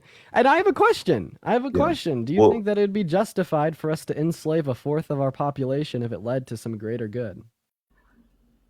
So again, and I've mentioned this a lot, I think, so let me answer your question first. I guess essentially, yes, on a scale that includes God, because of the reparations that God is able to. Yeah, you just said that slavery is good. You just said that slavery is good. You just said that American slavery was good. So are you gonna listen to my answer, Brady? Bro, I'm so sorry. At some point, you have to step back and realize that if the belief that you're committed to also makes you committed to the belief that American slavery was good, you should probably uncommit yourself from the first belief. I think if this is why I'm not a Christian. I want to put it out there. Wait. I want to put it out there. Can I respond to that though? Yeah. So I think the big thing though is that God has the ability to bring all of these people back and grant them something that's greater than what they're currently in. I think that's what it's about. Like, oh, in heaven? No, Then where would God bring him back to? on Earth. God, wait, you believe in reincarnation? No. Then how is God going to bring them back to Earth? They're dead. So, like Lazarus, he was resurrected and was on the earth. Wait, so you think God's going to like, bring back all the people that died from American slavery and make them zombies? So no, are you familiar with the Lazarus account? Yeah, I am. Okay, he wasn't a zombie though, right? Well, hey man, so what? So I'm confused here. You're literally saying that God is going to take all the bones of the slaves that died in America and just bring them back to life to be skeletons? I mean, as ridiculous as that sounds to you, it's like ridiculous to me to think about like humans just magically just coming up on the earth. Like there's Big Bang, chemical evolution, biological evolution, humanity. Like Okay, that's how so ridiculous huge that pivot sounds to there. me as well. Absolutely massive pivot there, man. Well, no, Insanely large pivot. I guess my so. thing You is are that you're completely making my pivoting point away sound- from our conversation about the Christian worldview to now talking about naturalism. Well, I mean, I think that Insanely was large pivot. that was one of the original questions that I was trying to talk about. So it wasn't that crazy of a pivot, but I also was Let me propose to you a middle ground. Can I? yeah. So if you think that like a naturalistic account of reality is absurd, so be it. Why don't you believe in a deist God?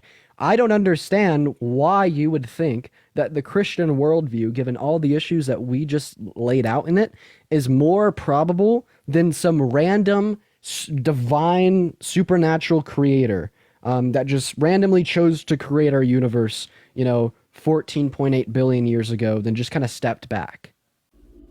I mean, what? I mean, Dora, thank you for the duck. we've been alive for, I don't know how old you are, but a handful of years compared to the lifeline of God. And so like that, yes, that's your view from this limited period of time on earth. But I mean, that's in the mind of a grand creator. Yes, I'd rather leave it up to a grand creator than to random chance. To me, that doesn't make sense. And I think that's just where. Yeah, so just here, before I move on to our next guest, can you just tell us that you thought that slavery was good? No, I think that. So you don't think it was good. See what I mean? So you don't think that it was good? No. I'm just you saying think I'm that the not Christian God allowed unnecessary suffering. Why won't you say it? I'm just saying that I'm not going to Why say. not? Why not? Well, because you want me to say that. I do. Because you think it's true. Well, I think that suffering is needed for a greater. I get you. So why won't you say that you thought that American slavery was good? Because I don't think that. I think that statement alone is not what I believe. That's why I'm trying to tell you entirely what I believe, which is that in order for a greater good, suffrage must take place first. Okay, so yeah, you think that American slavery, all things considered, should have occurred. Okay, so say the world would be worse if it didn't occur, all things considered. Yeah, absolutely. If God didn't fulfill his plan, if he didn't see it, so yeah, go ahead and say it, that like the a world would godless be worse society if it... would be. Go ahead, no, not a godless society. Say the world would be worse if American slavery didn't occur. Say we needed it. Say we needed American slavery. Go ahead and say that. I don't know. Are you not understanding what I'm understanding you crystal clear. You're just unwilling to grant me the concession that I want. I mean, this is the conclusion of your argument. You've said it to us a billion ways. A billion million ways. You've told us that all the evil in which occurs is necessary for a greater good. Okay, that's fine. That's It just means that all the evil in which occurs should happen. Right? Slavery should have happened. The Holocaust should happen. 3.1 million children should starve to death a year. Right? My friend should have died of brain cancer. Children should get raped. If your home was broken into tonight, tomorrow morning, you'd be like, my home should have broken into. No, but it's the unfortunate path. Unfortunate? Given because I don't think God intended for that to happen. Wait, if God didn't intend for it to happen, why did it? Because of, at least from the Christian story, there's the devil that you know of. The devil. Okay, no, God's all-knowing. God created the devil knowing that the devil would come to earth and make humanity corrupt. but God still did it. God intended it to occur. I'm not sure. I'm the omnipotent type argument. I'm not too. I think I'm still trying to wrestle with that one in my own head. I'll admit. You know, then also I just want to let you know that this worldview, like the things in which we've shared, are compatible like with scripture. Like I'm not just making some baseless philosophical argument here. Like for instance, Acts 4:28 says, to do whatever your hand and your purpose were predestined to occur. Isaiah 14:24 says, the Lord of hosts has sworn, saying, surely just as I have intended it, so it has happened, and just as I have planned it, so it will stand. So when you made the claim that God didn't intend for these things to happen, Isaiah 14:24 says, surely as God has intended it, it will happen. Yeah. Yeah, I think I really don't have a response to that argument. I think it's a fair argument. And I'm not, that's just something I'm trying to wrestle with and think about in my head. But I think at the core of it, I can't fathom a world without God. And so, sometimes there are going to be more questions that you can't answer. And so like that's one question that I know I want to answer and wrestle with more. Okay, do you ever think about the fact that the ancient Greeks couldn't fathom a world without Zeus? It's true. Do you know that Muslims can't fathom a world without Allah? A Hindu can't fathom the world without their gods? You think the concept of a God throughout time is good? Good in some ways. Do you think the elimination of God throughout time and humanity will be better than it is now? I think in the long run, for sure. I'm just curious why. Because I want people to be like, acquainted with reality, right? But like, you're not necessarily responding to what I'm saying here. You're essentially saying that your argument for the Christian God is the idea that you can't fathom a world without him. But I find this to be incredibly unconvincing, and I'd hope that you'd recognize the fact that the ancient Greeks couldn't fathom a world without the Greek gods. Like, you understand that the same way you were absolutely committed to the belief that the Christian God exists, the ancient Greeks were absolutely committed to the belief that Zeus and Poseidon existed. Mm-hmm. Right? And if you recognize these issues with the Christian worldview, why won't you act on them? No, I don't think that they're issues. I think that there are questions, just like there are certain questions that you can't answer just about life in general. I think that's just humanity. We're not going to always be able to answer things. But I think God makes sense to me. Okay. No, it doesn't. No, you just said that God doesn't make sense. Wait, God makes no fucking sense. Yeah, in accordance with a Christian worldview, slavery should have happened. In accordance with a Christian worldview, children should get raped. Do these things make sense? To you, they don't. And maybe a lot of people on this chat, they don't. Chat, let me get a 1 in chat of the statement, children should get raped, makes sense. Let me get a 1 in chat of it does make sense. Let me get a 2 in chat of it doesn't make sense.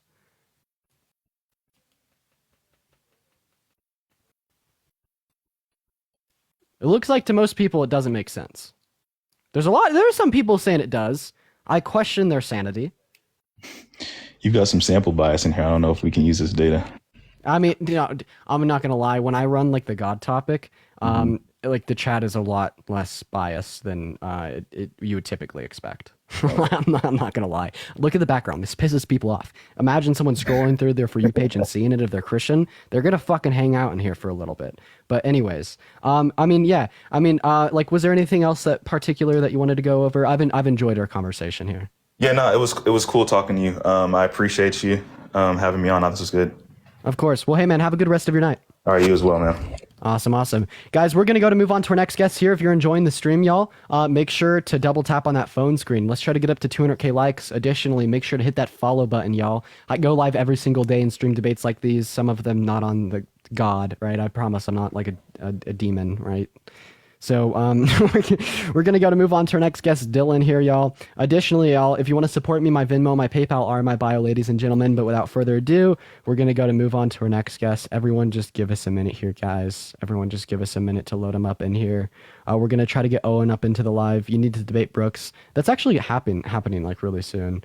I don't know why no one is loading in. Hey, what's up? How old are you, Owen? Hey, I'm 18. What year were you born in? What year was I born? 2004. Okay, so you're not 18. Oh, fuck you, bro.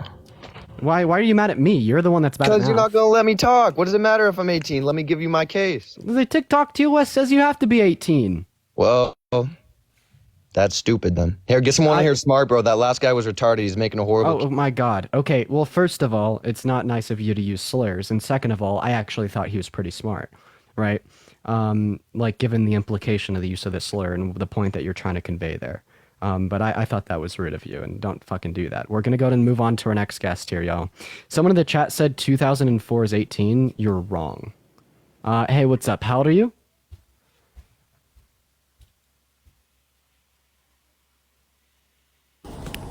Hey, how old are you?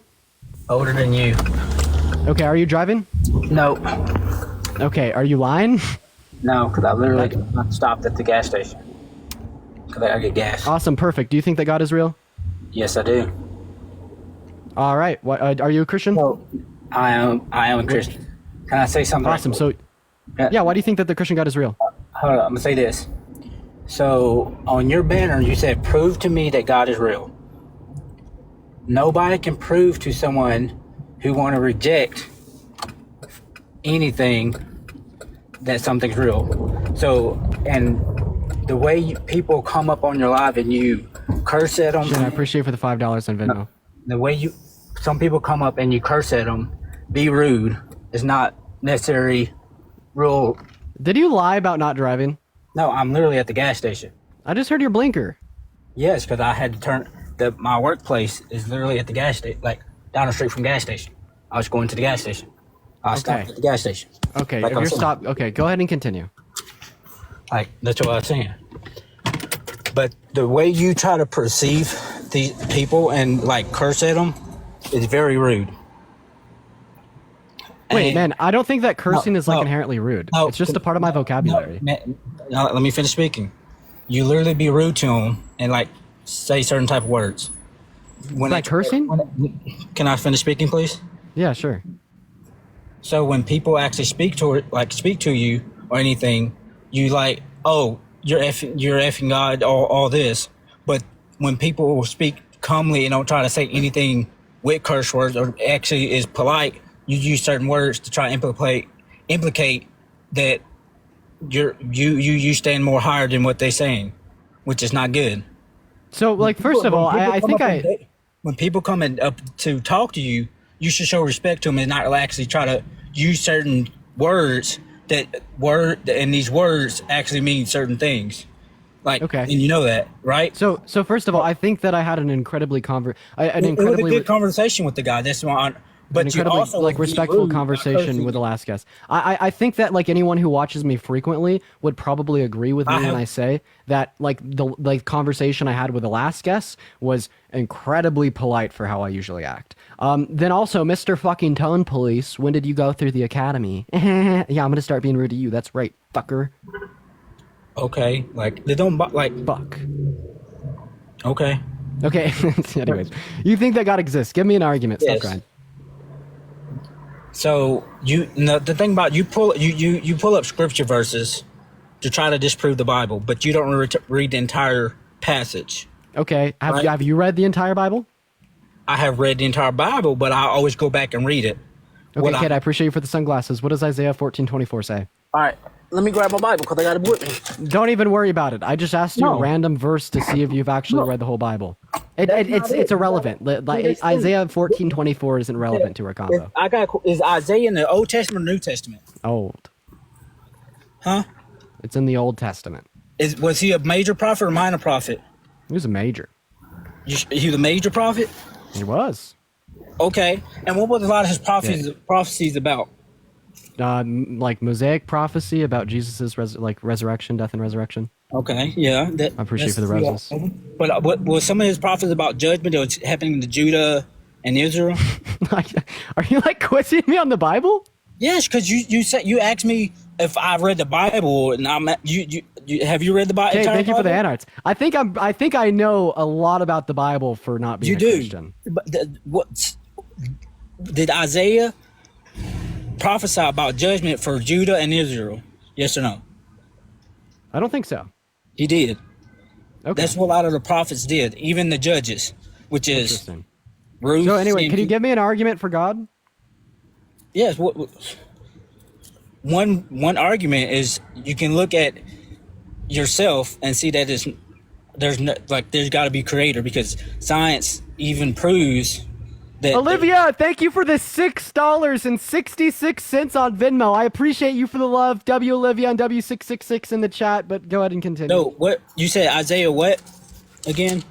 No, I just asked you a random No. verse to be an asshole. What was it? What was Isaiah 40 what? 14:24. The verse doesn't matter. I No, literally just it said a does random matter, verse. because you want to use scripture, and I'm gonna bring scripture with This you. scripture doesn't disprove God. It's No, meaningless. I was no, just being no. an asshole. I was just asking you a random verse. So That you was like, mean- oh yeah, so you mean- you know music. Name every song ever. Right? That was me being an asshole, being like, oh No, yeah, that's you not read the being- Bible. Name every verse ever. I just named a random verse. But that's the thing. Do you Like, know why do the you wanna read it? context of that verse? And have you read the verse before it?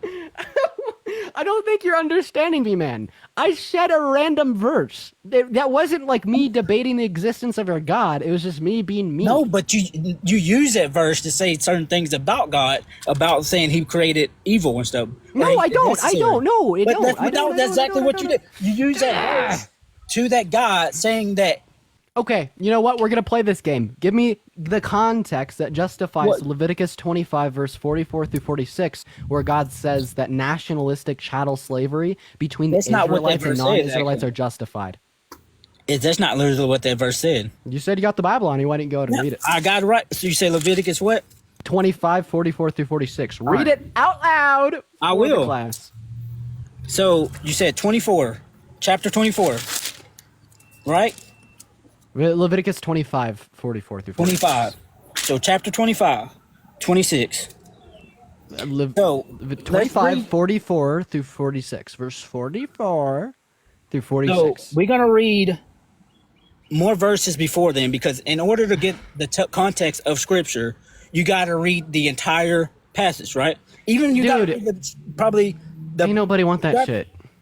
So why do you come to Christians and ask about pull up these verses, but you don't want them to defend it by actually reading the verse in the whole chapter before then? Okay, I have an idea. How about we come to some middle ground here?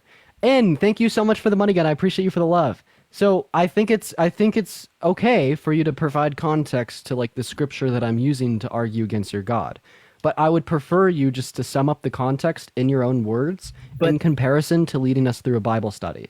But see, Thank you for that, a mustache. See, that's the thing. Like you should come prepared with a scripture. That's the I'm thing. not gonna like blame you for not, because I I'm just not- brought this verse up. But I don't want to sit here while you read off like a whole book of Leviticus. It's boring. Well, that's the thing. You can only you. Can I give you the context? I know what the context is. What's Can the I give it to context you? is in? Yeah, so the context of Leviticus 25 is God speaking to Moses and giving Moses a bunch of rules about ancient Israel. Actually, right? what was before that? Leviticus 24. No, I don't no. know what happened in Leviticus 24. Okay, then what happened before then? I mean, we could just go prior to Mosaic No. laws is in Leviticus 18 through 22. And see, Then, of course, that's the- before Leviticus was the Exodus. But like, none of this is relevant to the context of the scripture in which I gave you. Actually, Exodus is Genesis, Leviticus, Exodus. You're wrong. Yeah. Emma? You stop talking because Emma? you're wrong. Emma, Yes, Exodus you're happens right. before Leviticus. Finally, Genesis, Exodus, Leviticus, Numbers, Deuteronomy, Joshua, Judges, Ruth. Okay, you know so what, forth. sir? Go ahead and read us Leviticus 25 verses 44 through 46, then give us the context. Whatever the fucking context is to justify chattel slavery. Read it off, You don't please. have to curse. Okay, you know what? I do like to curse, and I don't think it's inherently disrespectful. It's Look. just a part of my vocabulary, but if we'll make our conversation go easier, I won't curse. Go ahead and read Leviticus 25 verses 44 through 46. That 44 to 46. So I got 44 says, both thy bondmen and thy bondsmaids, which thou shalt have, shall be of the heathen that are round about you. Of them shall be by bondmen and bondsmen. Moreover, of the children of the strangers that do sojourn among you, of them shall ye buy, and of their families that are with you, which they beget in your land, and they shall be your possession. And ye shall take them as your inheritance for your children after you, to inherit them for possession. They shall be bondmen forever. But over your brethren, the children of Israel, ye shall not rule over one another with rigor. Now we're going to keep reading. And if your sojourner or stranger wax rich by thee, sir, I don't want to brother keep reading. that dwell that by you I don't. wax I'm not forth. here for Bible study, sir. See, and that's the thing. You want to bring up scripture, but in order to understand scripture, Can we? I'm gonna come. Let's come to a common ground here. All right. Let's come to a common ground. so how about this? How about this? Okay. I'm gonna move on to the next guess. But what I want you to do is read as much of that context as you want, and then I will bring you back up, and you can summarize it for us, and I'll take your word for it. So I don't have an issue with you providing us context, but can I say this? I'm going to lose viewers, and people are going to get bored when you're just reading scripture. Can I say this? Sure. In order to understand scripture, you got to be with other people that want to understand it as well, which is a Bible study, which will go in context and actually read from chapter to chapter, verse from verse, and make sure that it all makes sense, right? Let me put it this way. That's the thing with the Bible. Let me put it this way. Let me put it this way, sir.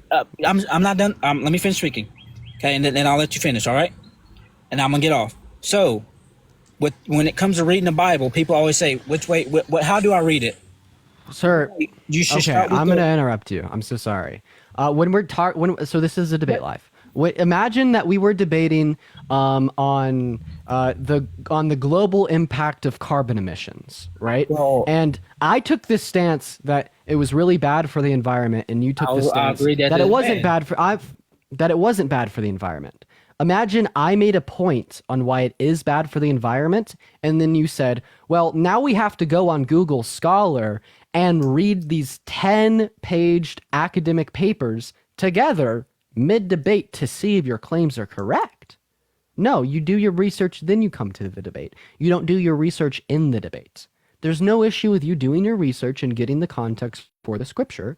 I'm not saying that's a bad thing. In fact, I'm saying that's a good thing. That's something you should do. But don't do it like on live. Everyone's going to start nodding off. I'm going to move on to the next guess. I hope you come back once you've read the scripture. In fact, I want you to.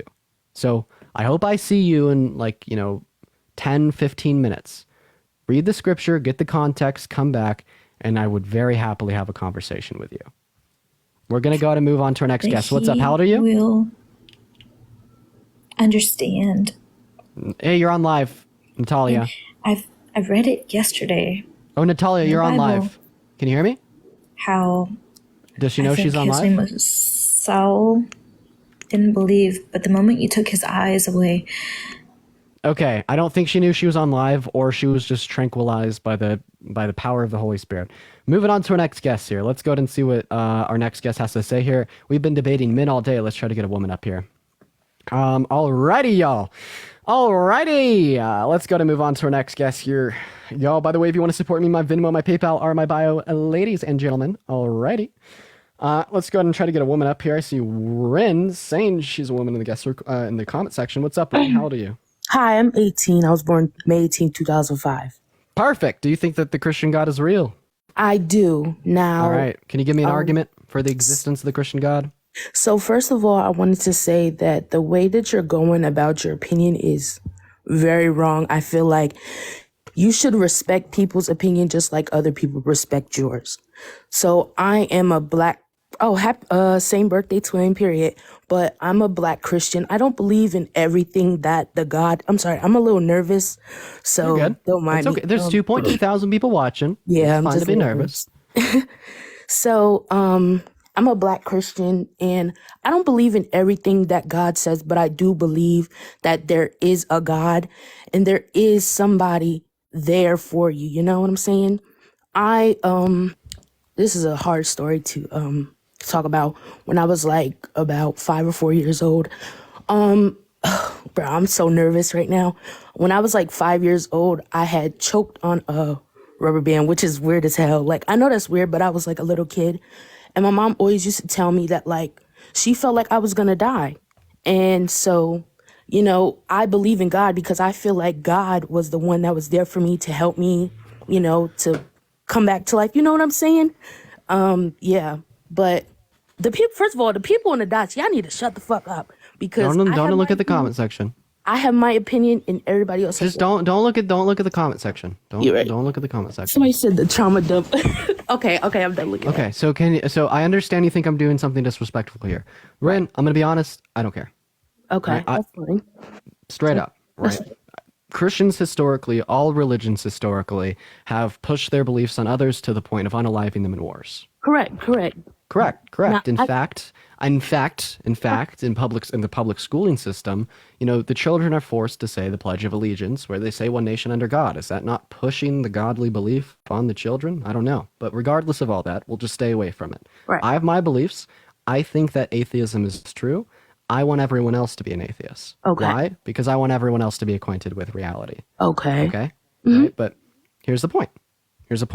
So, can you give me an argument for the existence of the Christian God? I can't. It's hard to come up with an argument because at the end of the day, I know that you have your beliefs still, and it's not going to change. So I feel like Well, you could. Actually, you could change my mind. I'll say this very publicly. I want to be a Christian so bad. So much so that even last night when I was alone, I was like, God, if you're real, solve my qualms that I talk about so often on TikTok Live. Show me that you exist in some way. But I don't think See, that's pretty embarrassing to admit, but I'll admit it. Whoa, man, I wish that God was real. It's probably from religious trauma, given the fact I grew up in the Christian church, right? So I'm not an avid demon sitting up here to just convert you all to atheism. I am just trying to act reasonable. Correct. Additionally, there's not that big of a difference between you and me. You're an atheist -1, and I'm just an atheist point blank, period. You don't believe in any God apart from the Christian God, and I don't believe in any God point blank, period. But anyways, go ahead and give me the argument for the existence of the Christian God. I feel like when you're praying to God, like God is not going to show you immediately. You That's have fine. to wait on it. That's fine. So, can you give me an argument for the existence of the Christian God? I don't really have I feel like I don't really have an argument for that. I'm just saying Okay. you can't really try to make it seem like God isn't real because he is real. Like We can't. You haven't been able to demonstrate that. I'm asking. Are you saying that your only evidence for the Christian God is faith? no, I'm saying I know that God is real, and if you How? don't know that God is real, that's How do you know that? your opinion. How do you know that God's real? Huh? How do you know that? Yeah. How do you know that God is real? I just know that God is real. There's no So you're saying your only evidence is faith, right? no. So then what's your other evidence? I just know that God is real. Okay, and I just know that the earth is flat. Well, it's not. Well, the Christian God's not real either, right? So listen, when we're having a debate, we can't just say, I know this and you know that. Where the fuck do we go from there, right? So do you have faith that the Christian God exists?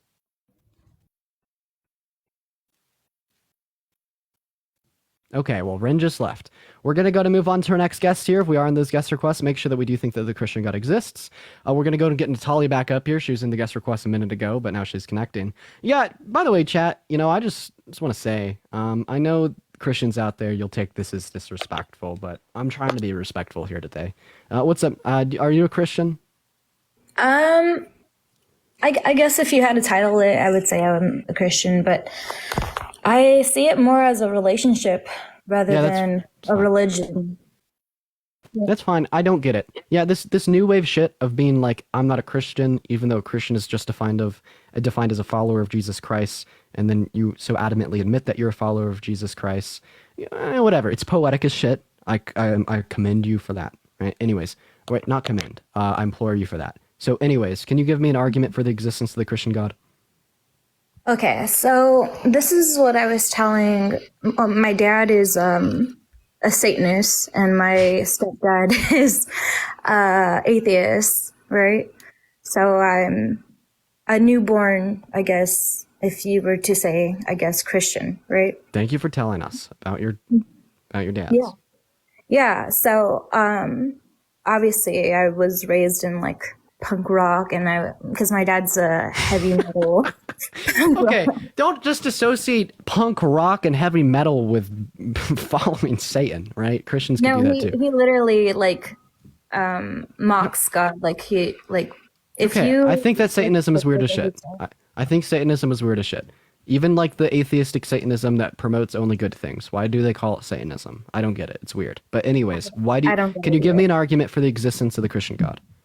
Okay, so the point that I was gonna get to was, I know it's gonna sound so weird, but if you look at what the world is going through right now, and if you look at what the Bible is saying, it's all matching up. Can you give me an example? Yeah. Okay. So you know how the solar eclipse happened April 8th? I know you're gonna make fun of me. It's fine. I really don't care if you make fun of me, but I believe that NASA, well, not believe, but if you look at NASA in 2017, they made an artificial sun, right? No, they didn't. Yeah, look at it. No, when they say an artificial sun, right? Also, it wasn't NASA. When we're talking about an artificial sun, we're talking about nuclear fusion, which shine brighter than the sun for like 200 milliseconds, right? Mm-hmm. It's called nuclear fusion. Okay. I'm pretty sure. Anyways, where are we going with this? So, that same day, CERN opened up a portal. It's not called a portal. It's called, I don't remember the name of it, but... Someone send this shit to Blitz, y'all. Go ahead. What? Don't worry about it. Go ahead. They opened up a portal. And then not only that, but whatever, the spacecrafts, they sent the 3 spacecrafts that same day. Not only the Hadron Collider? The Hadron Collider isn't a portal. No, that's just a way to detect for particles, right? No, those are 3 different things. Please don't discredit the Hadron Collider. The Hadron Collider has made such significant scientific advances, all right, in the modern times. It detected the Higgs boson particle, which gave symmetry, at least in some respect, to yeah, I'm not a physicist. What the fuck am I saying? It's not a portal. Go ahead and continue. And 2 weeks before that, I don't know if you've heard of it, but the news came out saying that you can see people are coming out saying they have demon face syndrome. Have you heard of it? No, tell me about it. While we get Dr. Blitz in here, guys, please help me share this to Blitz or Nixie, or Paleo. Anyone? Go ahead. Yeah. So the news was the one that was saying this, right? And then I just find it coincidental that just a year ago, all of a sudden they're saying like, oh, aliens exist, when they were for the longest time saying aliens do not exist, right?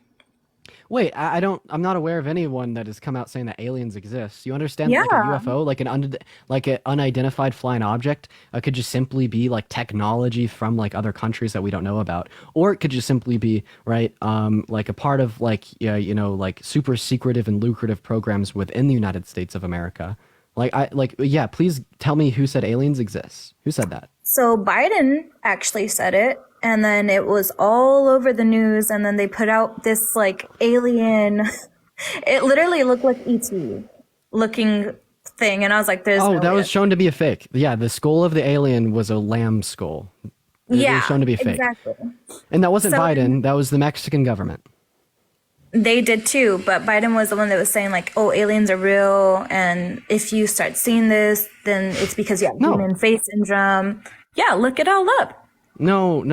Well, look, okay, I will. Hey, Biden saying aliens are real. And then not only that, you know the first thing that pops up? Digitally altered video shows Biden talking about UFOs and aliens.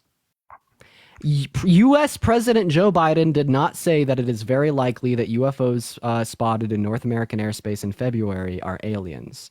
Reuters found no evidence that he ever made such remarks, and a clip purposely showing such a message has been digitally forged, experts told Reuters. And what about NASA saying it? Okay, now we're going to go to NASA. NASA saying aliens are real.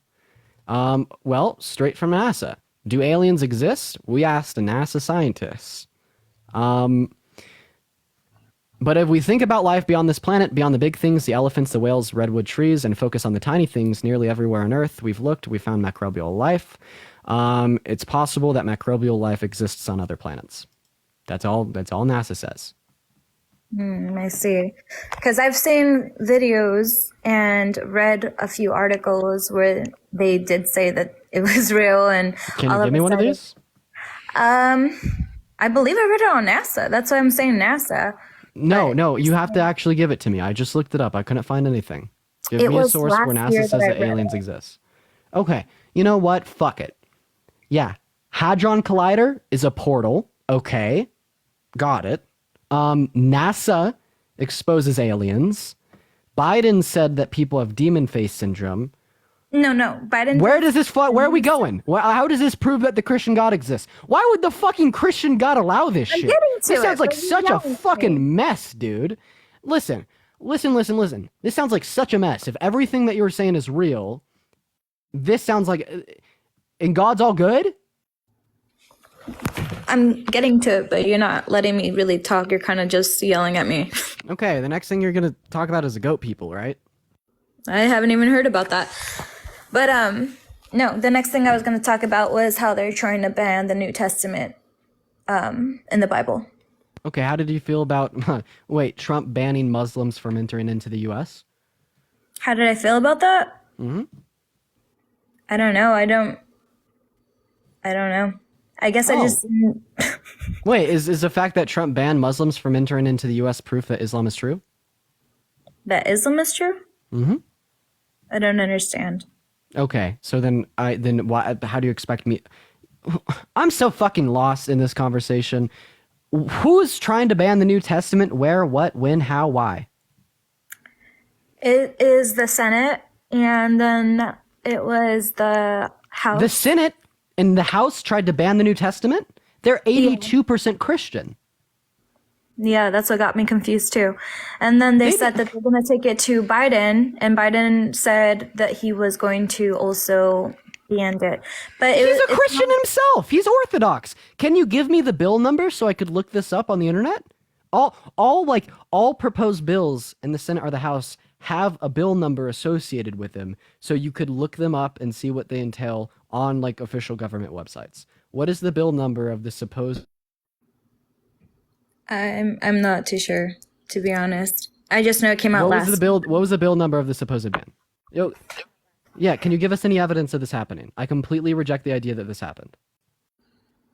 I don't know, but what my whole point of all this is the fact that all of this is happening right now, and it all says it in the Bible. So do you believe in like demons? Do you think that people in positions of power with large influences are secretly demons? I don't think that they're necessarily demons, but I think that they can allow demons to come into them. So, just like, for example, you say your vocabulary is just cussing, right? Uh-huh. I feel like that could be a demon just speaking through you. Not saying that you are a demon yourself, but I know, for example, I was going through something like that, right?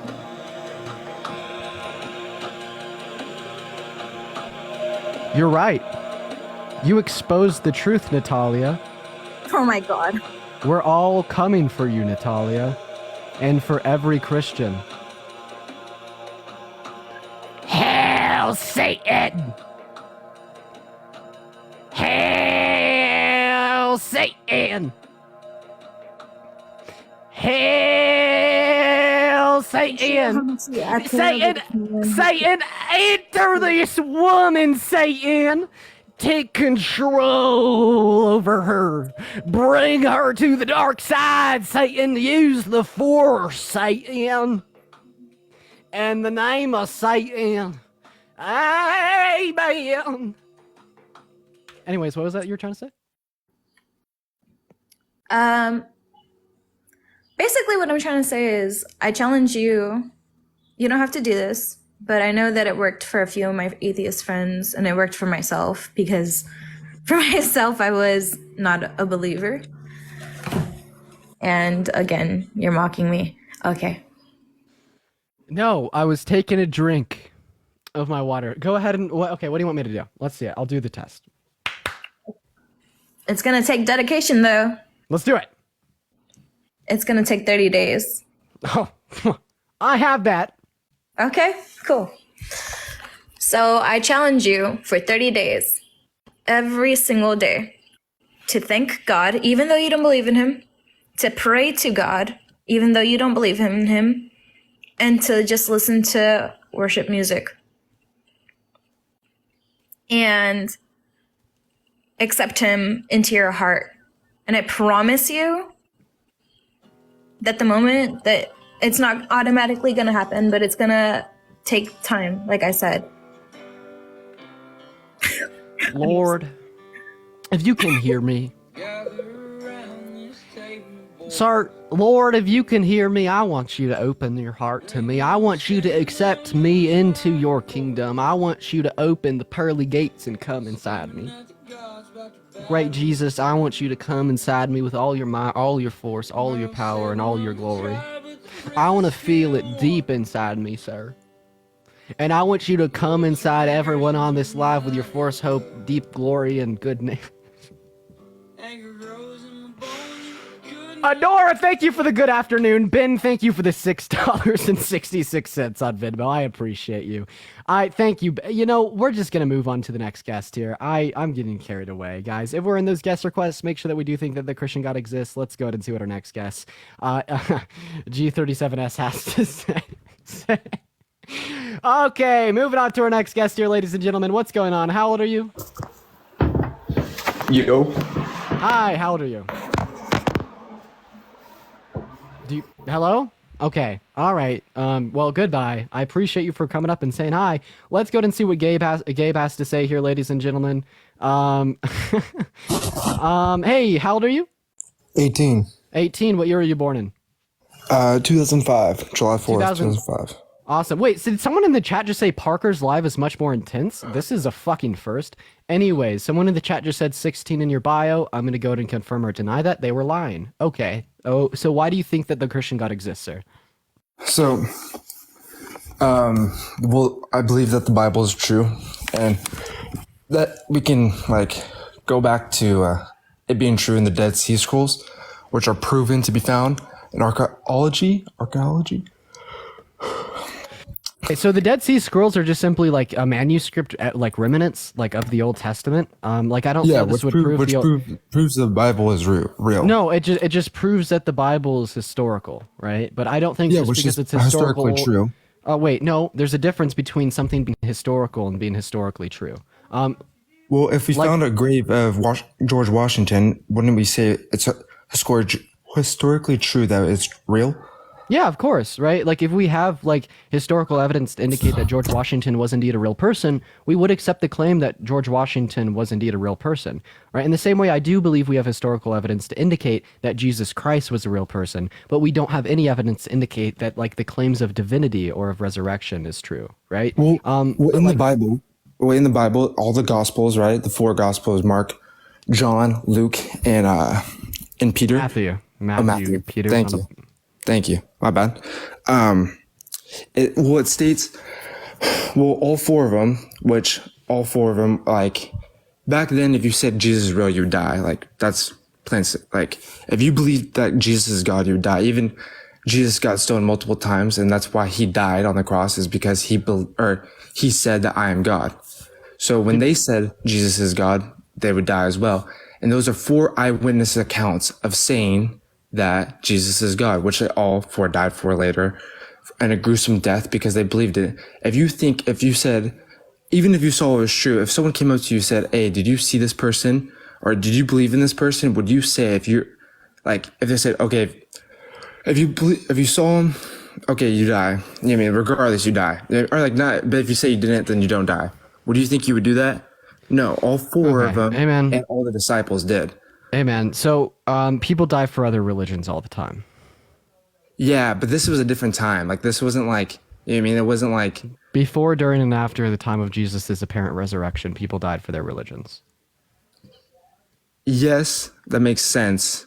I mean, in what stance though? Did they do it because, you know what I mean? Because of their religious belief. In the context of Islam, there's a religious holiday for the grandson of Muhammad as well as his family because they died martyrs defending the beliefs of the grandfather. So I don't think death for a belief, right, would constitute that belief as being true. Well, I think, I mean, it doesn't, I mean, death, I mean, yeah, I get that. That makes sense. But saying like they still did it regardless, knowing they would die, they still did it. You know what I mean? Dude, literally this, how every other religion. But I know, yeah. That's four eyewitness accounts. So that's four eyewitness accounts that's proven true by the Bible because it's not proven true. It's not proven true. We don't even know what those the Dead Sea Scrolls. Yes, we don't even know of the the Dead Sea Scrolls. First of all, concern the Old Testament, not the New Testament and the Gospels. Which proves, but that proves the Bible is real. Like the proves. Bro, that you're all over the fucking place. Can I speak? Can I clear this up? Can I clean up your mess real quick?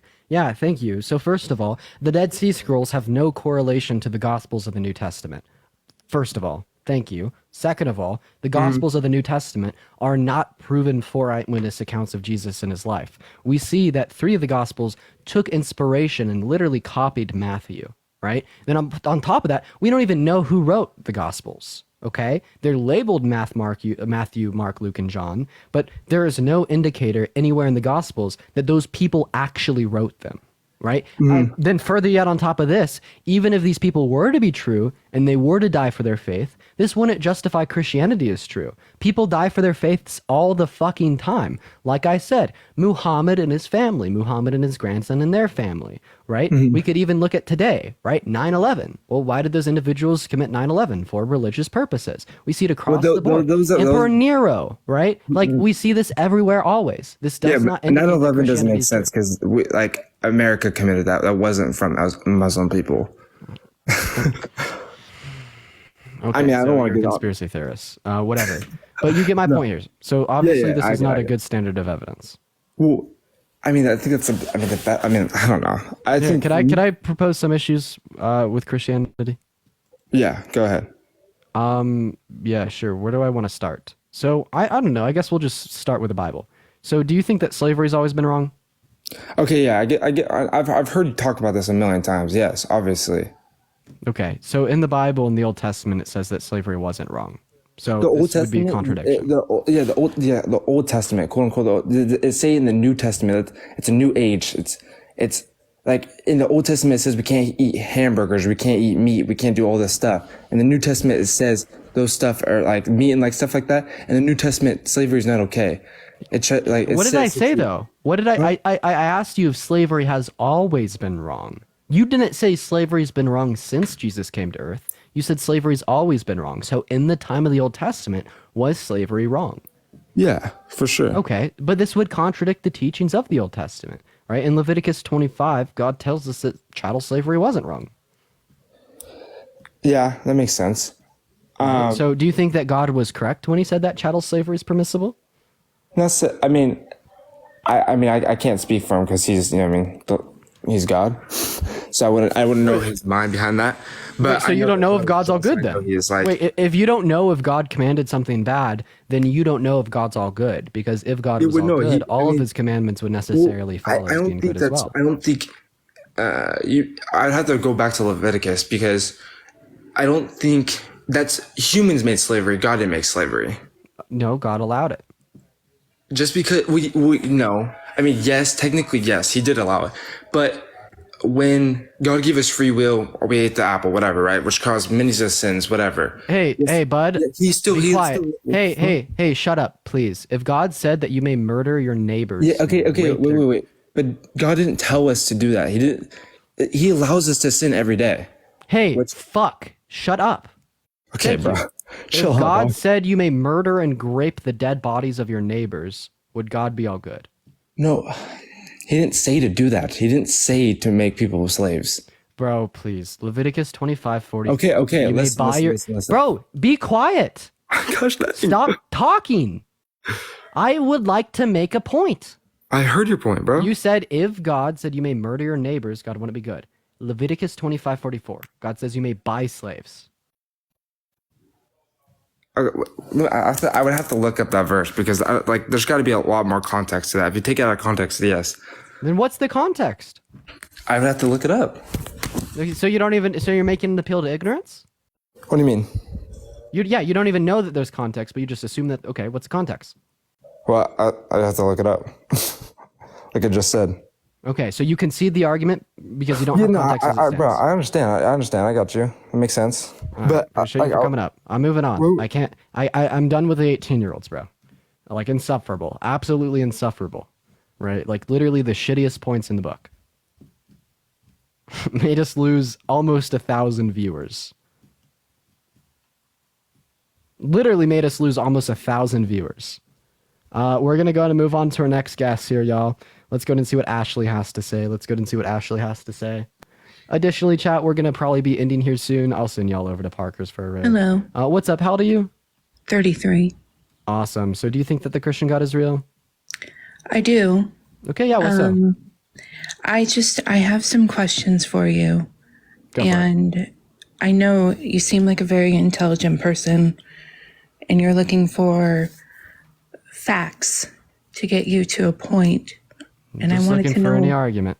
So, why are you looking for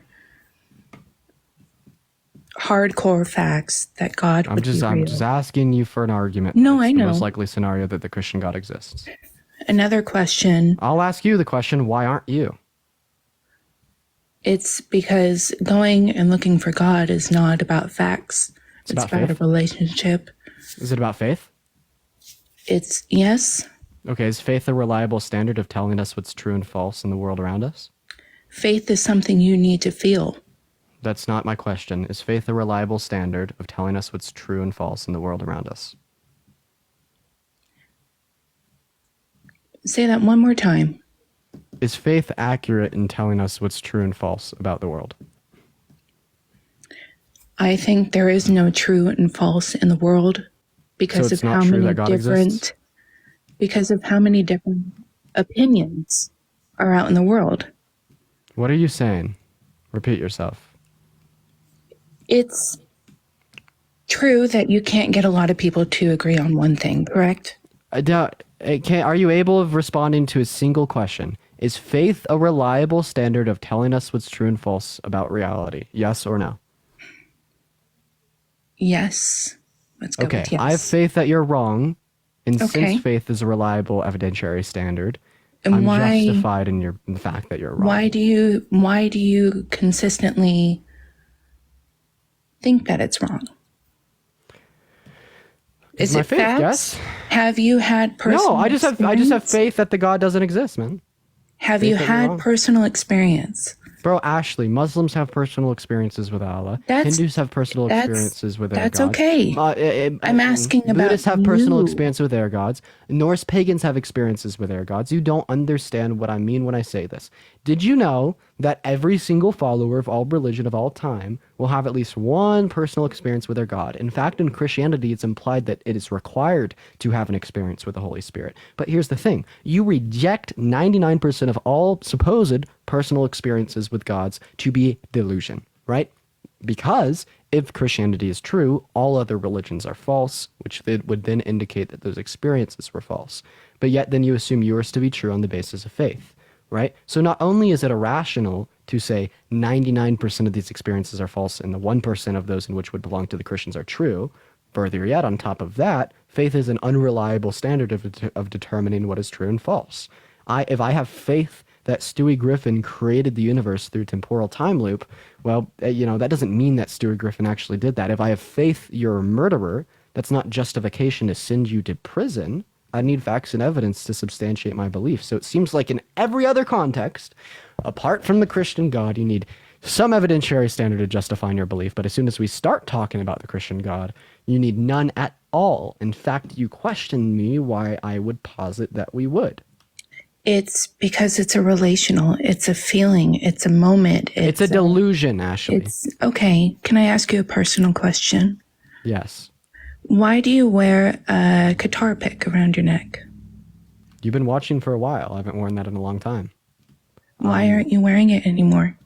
Oh, I should probably put it back on. Thanks for reminding me about that.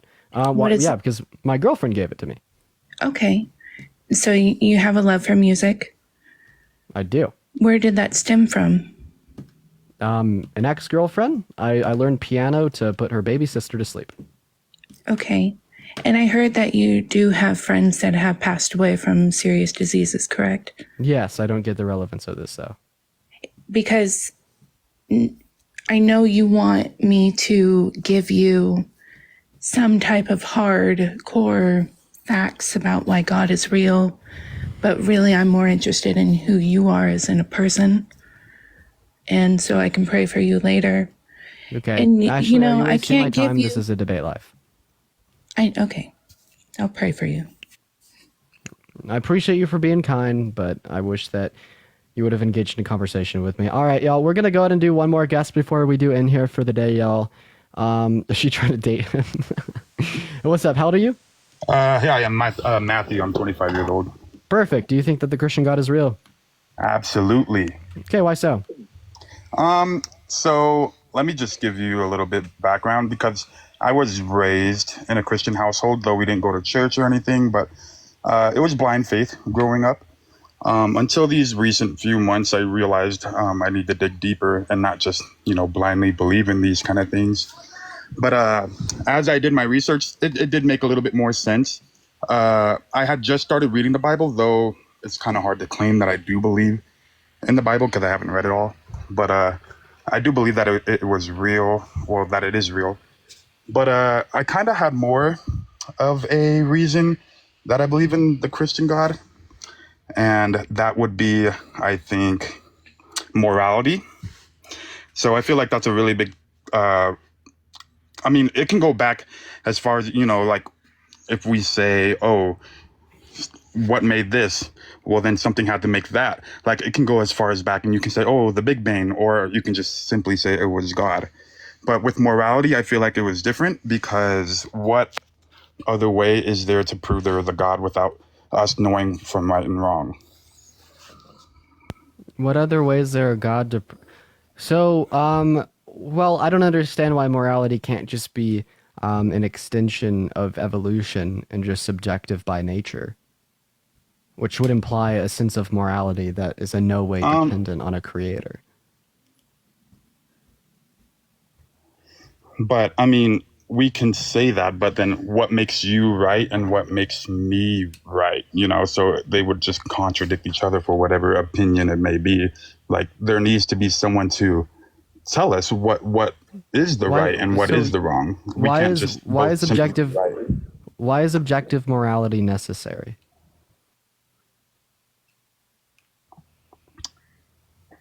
Can you define objective?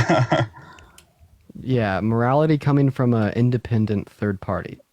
We'll just say that, right? We'll just say that. I see. So... Well, technically not. It's supposed to be like a mind independent standard, but that works.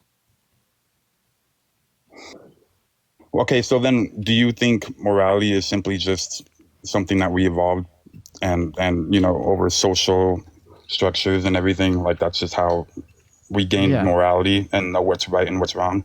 Yeah, that's just a description of how we came to have these moral preferences. Yeah. You've yet to tell me why, like, objective morality is necessary. But, well, it's necessary because we do need to know what's right and what's wrong. If I tell you that we need, okay, you're just saying it's desirable. Is delicious and it's, so sure, but again, here's the way I'll put it. I agree with you. We need someone to tell us whether it's right or wrong. I don't think we do. No, I think that like an objective sense of morality, of some final arbiter of what is right and what is wrong, is much more much more preferential than subjective morality. I absolutely agree with you. But you're predicating your reason why objective morality exists on your desires. which is hilarious. It's antithetical. But apart from this, even if I accept the idea with objective morality existing, what is the issue with objective morality existing under a naturalistic world?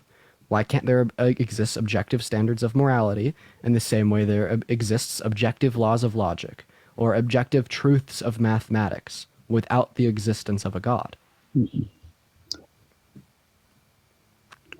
I mean, I believe in those things that they're, but I also believe that God put them there. But I think the bigger argument would be morality, because that's more of a way to prove what's right and what's wrong. Because again, as I Here's said, what I'm saying, though. I don't believe that It's we not both- necessary for God to put him there. Go ahead. You have to give me an argument for that. Listen, even if I grant you that why objective wouldn't morality it is necessary for the world we live in, why is it necessary that these objective morals, right, are the result of a God? Why can't these objective morals exist under an atheist worldview? Because to get into heaven, I mean, we do need to do right. And, This is a pivot. Remember, so I'm asking we you do why need- objective morality can't exist under an atheist worldview. Heaven doesn't exist under an atheist worldview. Why can't objective morality exist under an atheist worldview? I mean, because then we're just going to be living in a world where people do not take care of people as we should, and disregarding each other's beliefs. If we're just disregarding each other's beliefs and not really knowing what's right and what's wrong, we're just going to live under our own values, which that spirals out of control. We can't really live under our own values, because doing so, Bro, no, I'm not saying our own values. I'm saying objective. it's kind of like being raised what without- I'm. That's not what. No, once again, not the question I'm asking. What is the issue with objective morality existing? How do we get to that in without an atheist worldview?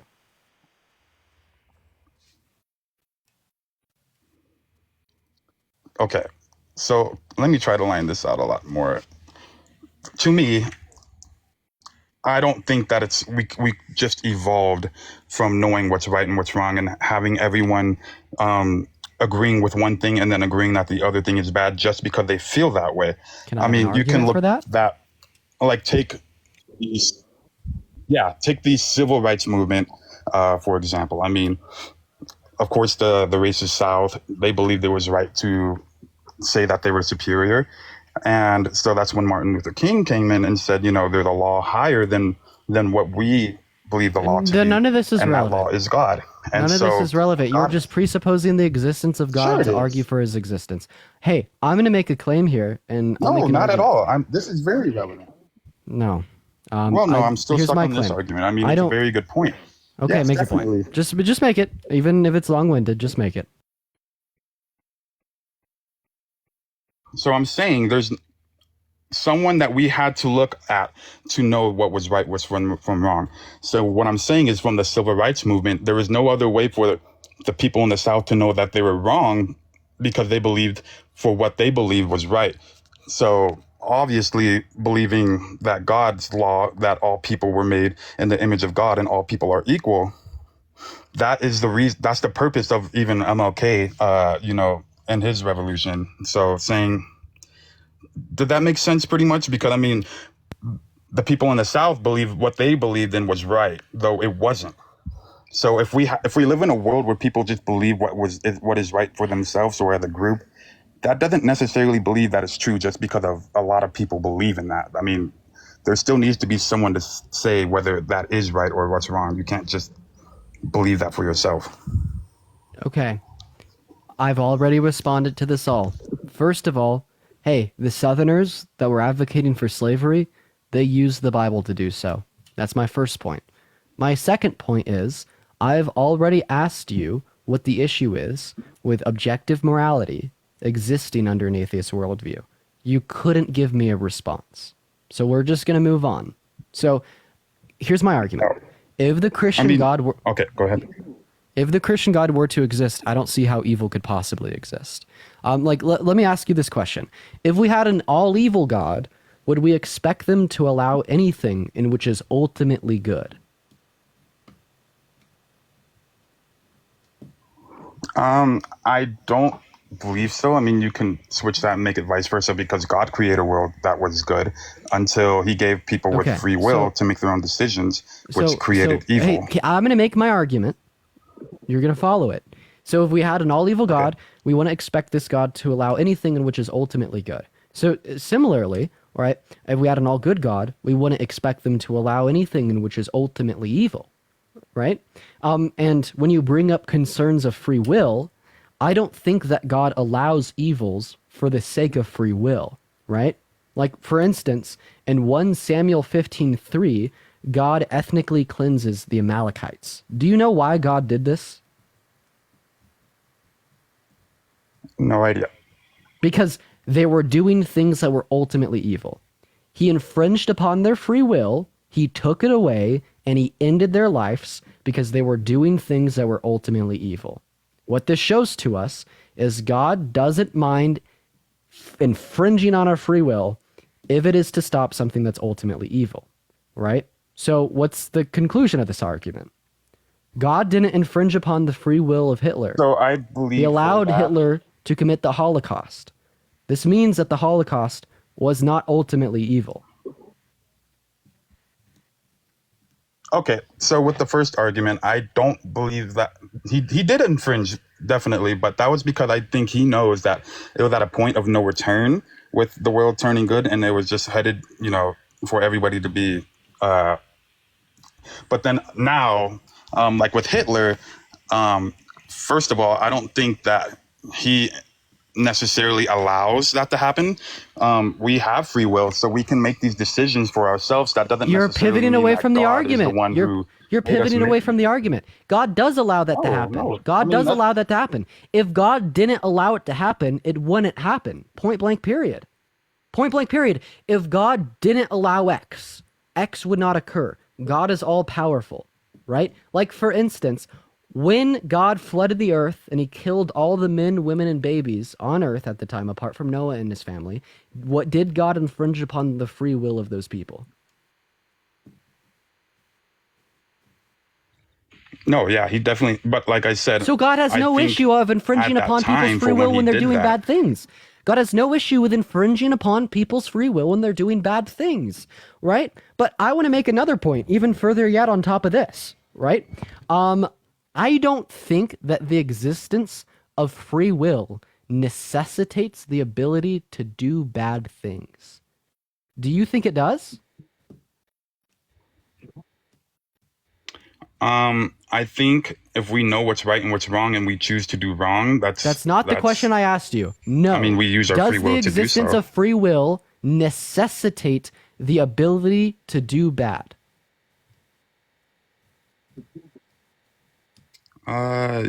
Yes? Question mark. Does God have the ability to do bad? Sure, of course. I would So think God's so. not Though all he good? is all good, but I mean, he can do anything. Wait, so God can No, do he's evil things? yeah. I'm not. Okay. In what sense can I'm God not. do evil No, things? I'm saying. I'm speaking. Let's see. If I don't believe that he. I don't actually know. Like, it's kind of like, you can go back and forth with all these issues, and you can say he did it for the good. You can say he did it for the bad. Listen, just but follow that my doesn't argument here. You're necessarily mean getting he's a off bad topic. You're God. getting I off don't. topic. You're getting off topic here. Does God have the ability to do bad things? He has the ability to do anything. Okay, so then goodness So, is not an yes. essential attribute. If God has the ability to do bad things, then goodness is not an essential attribute of his nature. Because let me put it this way. If God's all good, if goodness is an essential attribute of his nature, God can only do good.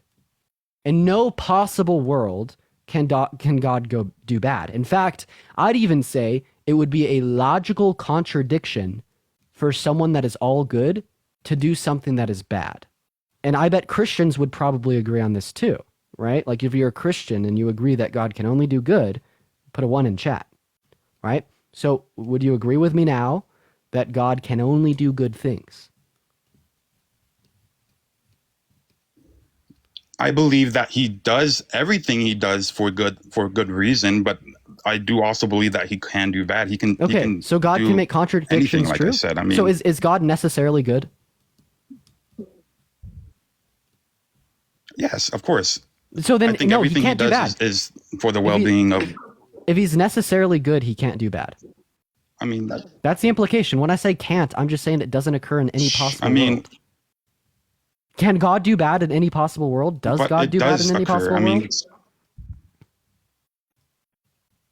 I believe that he can, but I also believe more that Does he do does bad in any everything possible for world? good. I mean, no, in this any possible argument, world, does God do bad?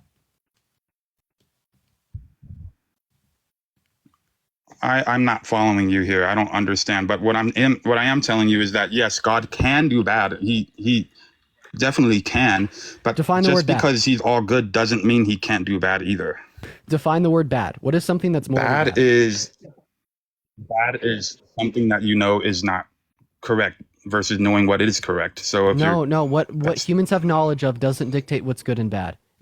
Hey, the people down south, like you said earlier, when you're trying to make an argument for objective morality, they didn't know that it was bad to own slaves. Does that mean that they weren't doing something bad when they were owning slaves?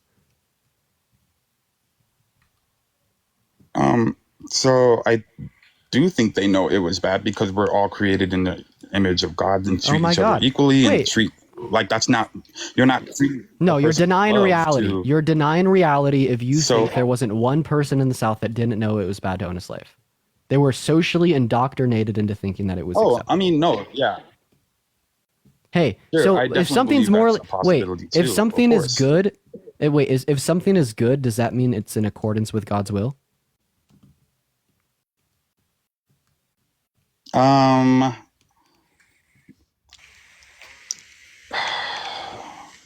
If something is good, I believe so because he did make this world with how good can- then with how good in can- mind. I mean, he then- didn't have any other.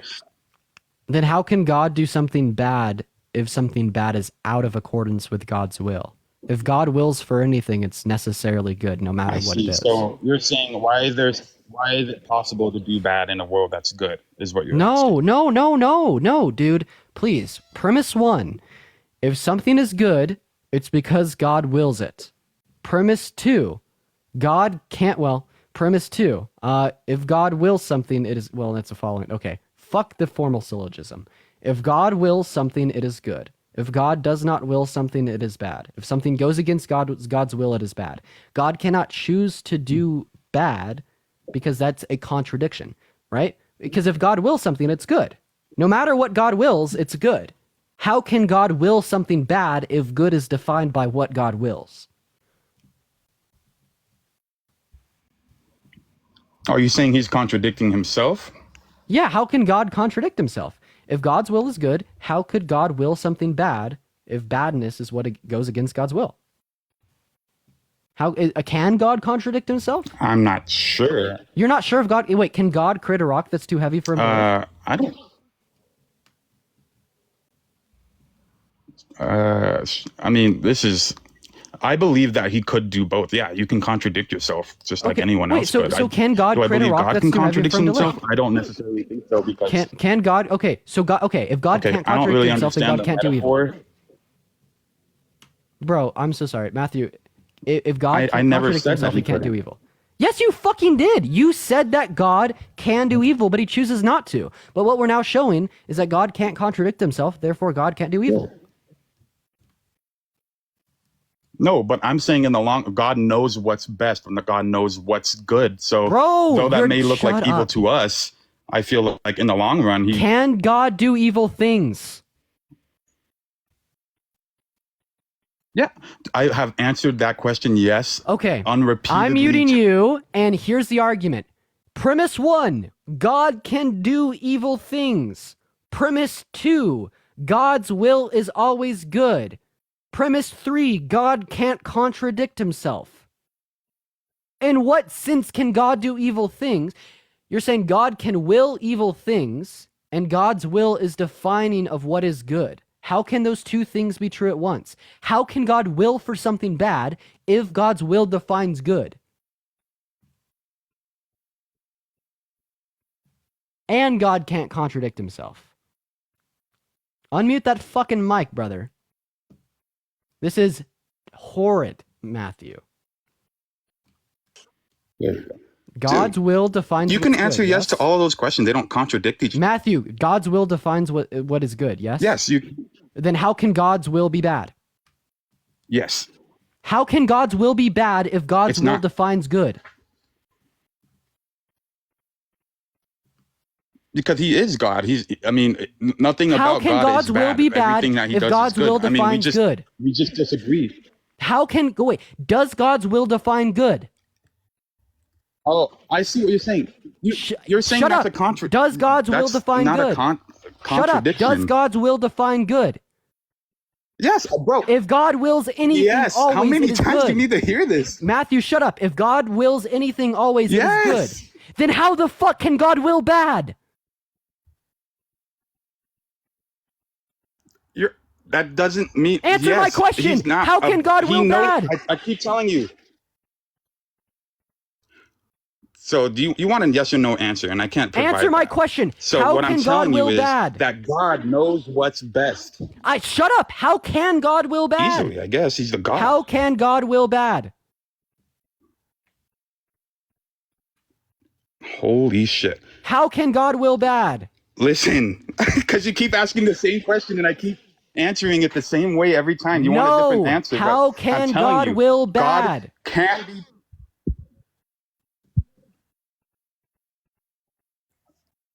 Okay, what do you want to hear?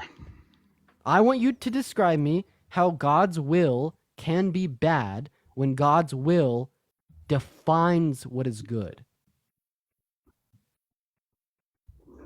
Then it can't be bad. If it's good, then it can't be bad. Is that simple as that? Simple as that, Matthew. Because God. So if God's will can't be bad, God can't do bad things, right, Matthew? I have been saying that for the entirety of this whole conversation. Nope. You said God can do bad, but he only chooses to do good. But now you've conceded. Now you've said that God can't do bad. So I have a question. Earlier you said, in order to have free will, earlier you said, in order to have free will, it's necessary that you could choose to do bad. But you just said God can't choose to do bad. So this means God doesn't have free will.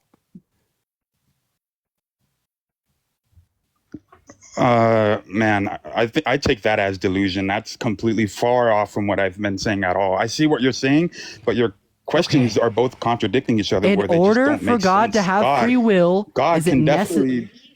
Say it.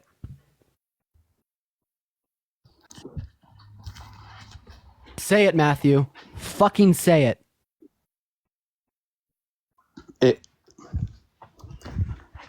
All right. Oh, say what you were gonna say. I could tell Say you're what getting you were- really upset say what from you this. say what you were gonna Yes. say. Okay. So, God's will is good. Therefore, the bad that he does that we see doesn't necessarily mean it's bad. He just knows what's best. He knows what outcome is going to give us. It's going to be good. Completely unconcerned with the argument. Completely unconcerned.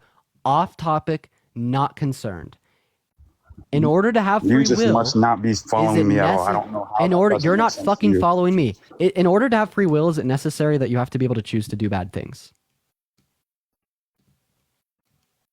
No, he made a world with. So you could have free will good. without being able to choose And- bad things, right? Yes or no? Yeah, I think so. Yes. Holy shit. Holy shit. You just, oh my God, thank you. Let's go. You just said you could have free will without being able to even be able to choose to do bad things. What does this mean? God could have created humans to have free will, but also created humans to not be able to choose to do bad things. Humans choose to do bad things.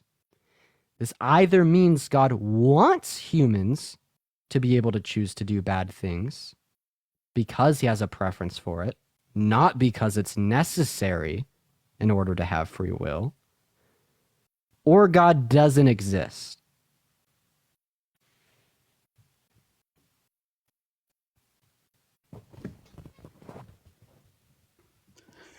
So what you're trying to say is there is, you're trying to say that why did God even allow things such as like rape? Like, why is that even a thing? If, like if God never created that, then okay, I see your point here. Then, so that's a tough topic, though. I believe that He gave us free will with us not intending to use it that way. Of course, You not. just said God could have created us with free will without being able to, for us to be able to choose to do the bad. Matthew, having the ability to choose to do bad things is not necessary to have free will. We just agreed on this. We just agreed that having free will is compatible with only being able to choose between the good options. We just agreed on that. You conceded to that.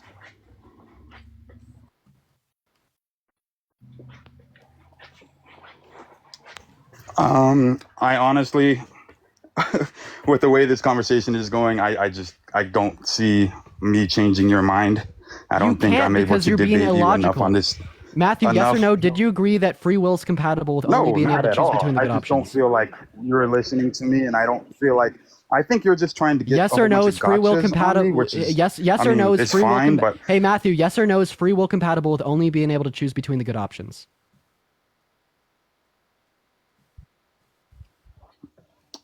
Okay, again, I mean, why won't you answer my yes or no I question? see where Matthew, you're are you going with capable this, of Matthew, are you capable of answering yes or no questions? Yeah. Okay, you are capable of answering yes or no questions. I mean, in the yes sense or of no we're- is if free we're will speaking compatible? about Yes, shut up. here, I Yes mean- or no is free will compatible with only being able to choose between the good options? Can you repeat one more time? Is free will compatible? But a lot with only slower, be- please, because I mean, damn. Is free will compatible with only being able to choose between the good options?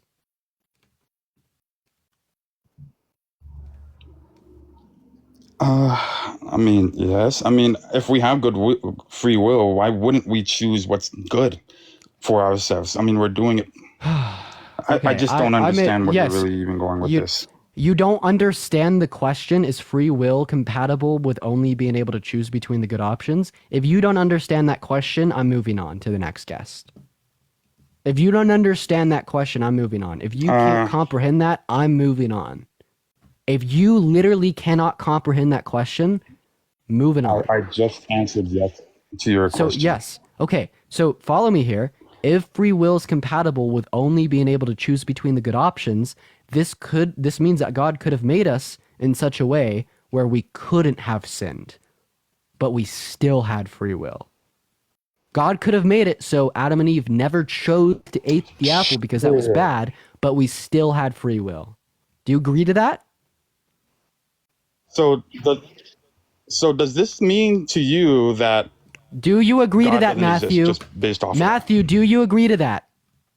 Well, I'm asking you a question. Do you No. agree to what I'm saying? I mean, You're not question running. asking for me. I You're think not it's running about from the time for point. me to- You're not running Yes, from the yes, point. yes, You're yes. not running from the fucking point, Matthew. Do you agree that God could have made it so Adam and Eve couldn't have eaten that apple, yet they still had free will? Do you agree to that?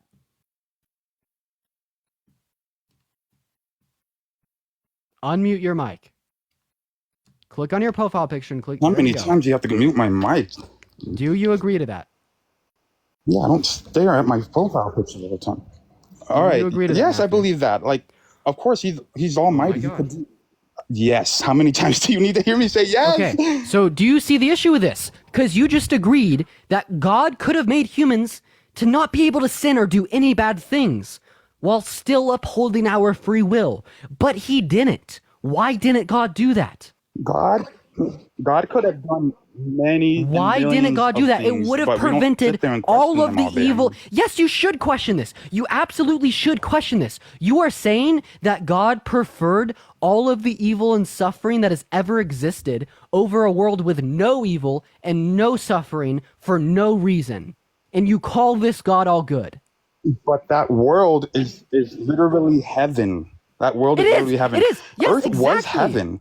Exactly. was cursed. No, shut up, Matthew. It was not heaven because we had the ability to fall into sin. Yes, a world with not no even evil, a talking. world with no sin is I'm heaven. not even Why talking. didn't God send us straight to heaven? He did. It's called Earth. Heaven is earth? Matthew, you've lost it. You're nuts. Get off my live. Leave. Well, not anymore. No, Definitely leave. not anymore. But he created a leave. world Matthew, with good and no. Matthew, see yourself out. Leave. You're nuts. You've lost it. Oh, I guess you're back. Fucking hell. Holy shit. Wow, that is, oh man. Some of these Christians, man, I would really implore.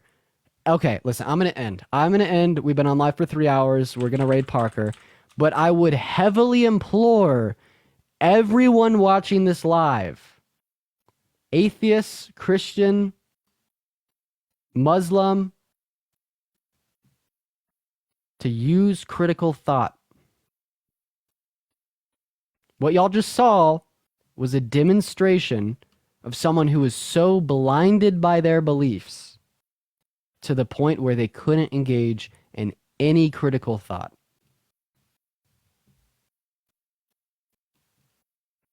Would someone go ahead and comment Parker's at? I'm gonna send y'all over there for a raid. At Parker, get a job. I gotta go to the gym, y'all. So I'm gonna take off. All right, y'all. For the 1.4 thousand people in here, make sure to go and send Parker a raid. Spam Dean raid in his chat. I will see each and every single one of y'all tomorrow. A little PSA though. I may not be live tomorrow. I may not be live the day after that. And I may not be live the day after that. I'm going to my sister's graduation in Utah. So I may not be live for the next 3 days, but I'm going to try to figure something out. I love you all. Go send Parker a raid. I'll send y'all tomorrow. Peace and love, y'all. Spam Dean raid in Parker's chat.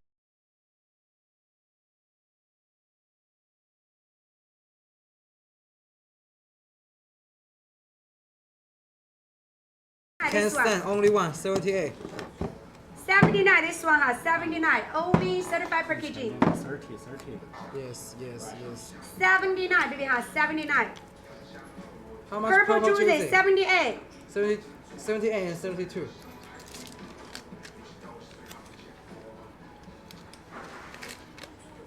You mean this one, ma? Drew the cephalorai. Drew the cephalorai, baby.